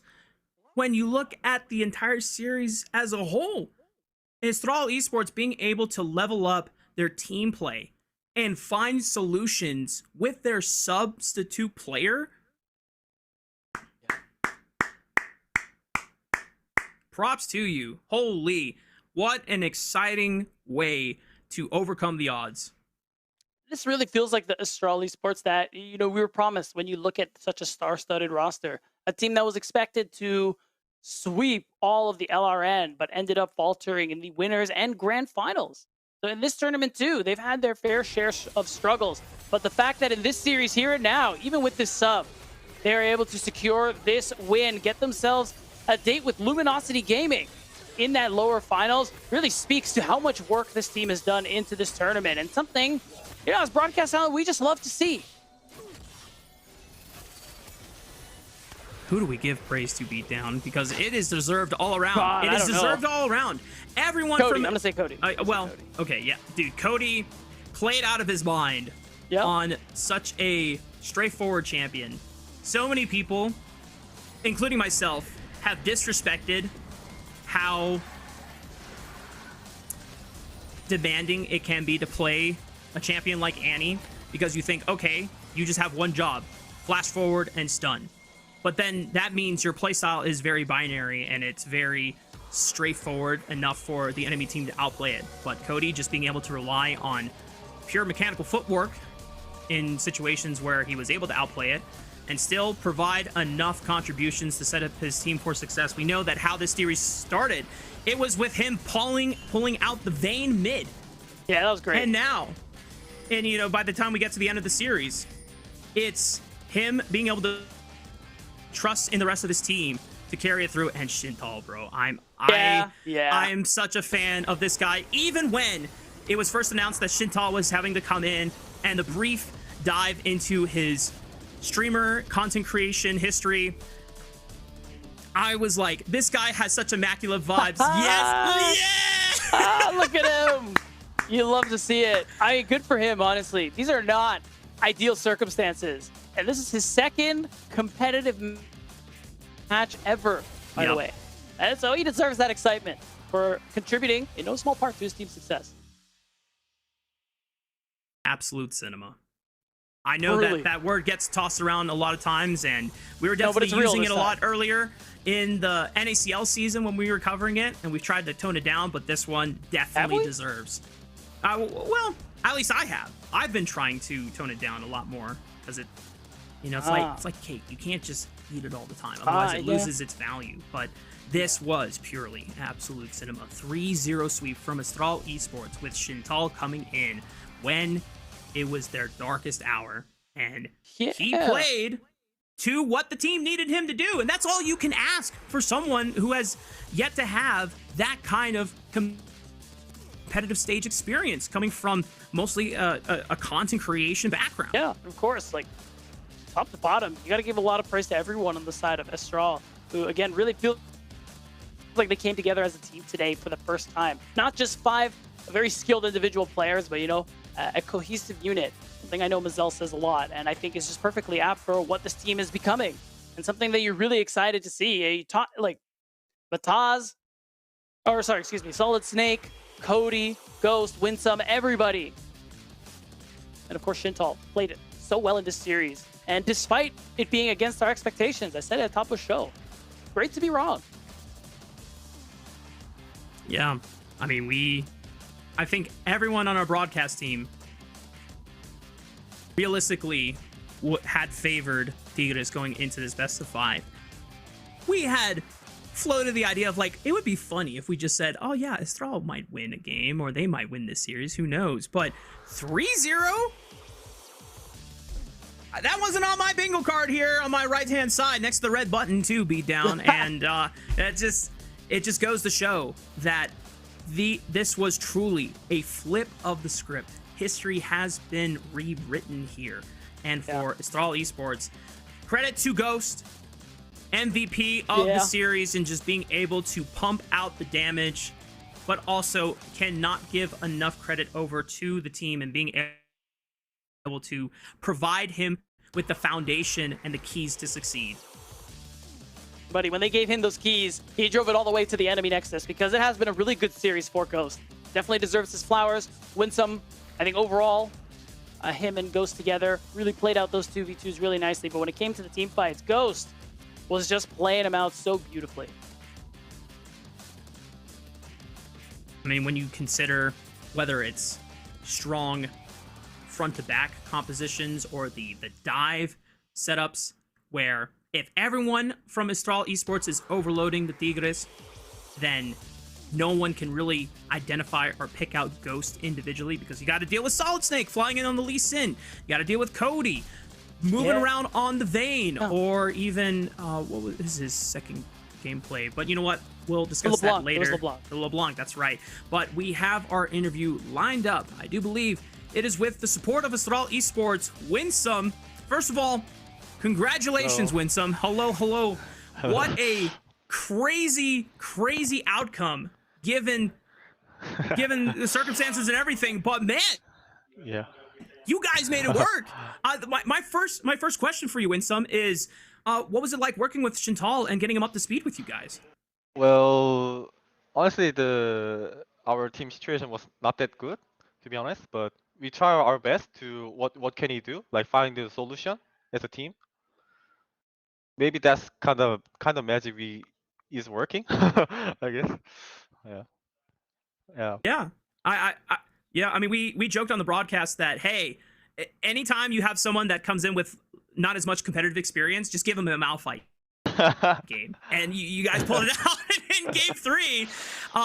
Definitely concerned about the Silas getting a matchup into it, but what was the communication like? Because I know there's a lot of different primary languages being used on this squad. I think our top jungle mid use Spanish a lot. So when I say something, our jungle translate for them. That's kind of work for me. Yeah, that kind of work for our team. Yeah. Yeah. And do you have to do translation then to Ghost as well, or for sure. Dude, so they're getting your money's worth for it out of you. You got to work hard and being not just support, but you also got to be the ambassador for everyone. But for, Winsome, for next thing that I want to ask you, obviously, now that you guys have found some solutions to work with Shintal in this roster, and you guys have grand aspirations to promote back into Tier 1, when you look at Luminosity as your next opponent, what is going through your mind on what you guys need to do? Is there something specific about Luminosity that you feel like you have to prepare for, or is it just more team focus for you guys? Well, I think for me, I got a lot of confidence after today's match, so I'm really confident for tomorrow match as well. Also enemy is good, Lumina City, but I think if we play ourselves, I think we can win against them. Yeah. And just reflecting on your journey with this roster since it was put together at the beginning of Split 2 for LRN, how do you feel like this team has evolved? Or aside from the roster change as well. Oh well, we didn't play with him with like new top liners, so but I think we can try our best, and then I think it's gonna work. It's gonna work or not, but at least for me, I don't want to get regret for the game, so I will do my best. Fair enough, man. Yeah. Again, Winsome, thank you so much for your time. Congratulations on an amazing 3-0 victory. Finally being able to take down the Tigres that, and I got your number in playoffs, but now you get to be on the other end of it for the stakes that actually matter and fighting for a chance for LCS next year. Before I let you go, any last shout outs, any thanks that you would like to give? Shout out to our fans. They still watching for us, so thank you so much. And then, yeah, we will keep you guys make it laugh. Yeah, that's it. Thank you. Fair enough. Thank you again so much, Winsome. Good luck. Yeah.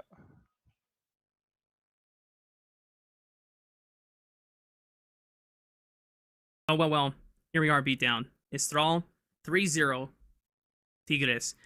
The last team representing LRN now going forward into Luminosity in the lower finals. Crazy timeline. Yeah, and not the LRN and ACL matchup that I was expecting, all things considered. Again, going into today, thought SDM Tigres would get the three-peat, as they say, but Estral Esports, they really showed up today, and it was really exciting to see them exceed those expectations. So now, I mean, Winsome declared it. They're going to continue to make fans proud in their series against Luminosity Gaming. So after a performance like this, maybe they can actually do it. If they were able to overcome this, who knows? And at this point, I know that Luminosity Gaming are rebounding from their own heavy loss against Disguise, getting 3-0'd in the upper final. And normally beatdown, I'm always nervous about going up against a team that got blasted because then they get locked in even further, and they usually become even more terrifying to deal with. So yeah, every challenge for Estral Esports is going to become even grander than the next. But this is the last LRN team. This is the heart of Latin America now resting on the lines on Estral Esports to see if they can make the Cinderella run into LCS for the 2026 season. But beatdown, that concludes our broadcast for today. Estral Esports taking the victory over. Before we go, any last words from you? Because I know you mentioned that this was your last time on the broadcast here for the promotion tournament. Yeah, I mean, nothing else to say, really. I'm glad I got such a surprising series here with Estral Esports. Shout out NACL fans, shout out LRN fans. I'm still going to be watching, so I'm still here. That's kind of it. And whoever's casting the finals, whoever that could be, have fun, guys. Down. It's always been a pleasure to cast with you, buddy. Yes, sir. Brothers in cake, handshake emoji. Yeah. Real, actually. Yeah, so real. Also, shout out to our production staff and crew for keeping us rolling and keeping us updated and informed as we went through a few tech pauses today. Thankfully, it wasn't server issue related, just peripherals. And you know what? I'll take that over any day. Anything else. Absolutely. On behalf of the broadcast staff and crew, thank you so much for tuning in to another day of the LTA North Promotion Tournament. We'll see you all same time tomorrow for our lower finals. Stay tuned. Yeah, that is the main question. If Tigres knew that Ghost was alone, I'd expect the full cavalry just being sent for this guy. He does have full... Actually, does he not have Flash available? Not yet. Oh, not yet. Okay. Coming up in a few seconds here. Oh, Sky does catch it. Wait! No way, Cody! They got him! Let's do it! Okay, you still have Ghost in the backline, but Fierce is going to have the ball of the miracle. This comes in through, and that's the main carry gone. Even with Cody taking out the original fight, Estral Esports still rise the occasion and blast away any last hopes that the Tigres have. In mid lane. We're almost A-ramming it, but Shintal is applying split push pressure on the bottom side of the map, threatening to take inhibitor and potentially even more. Winsome does find a knockup on the Johnny. Each one about to drop. Shintal is TPing in. Shockwave only pulls onto one. That's not effective at all.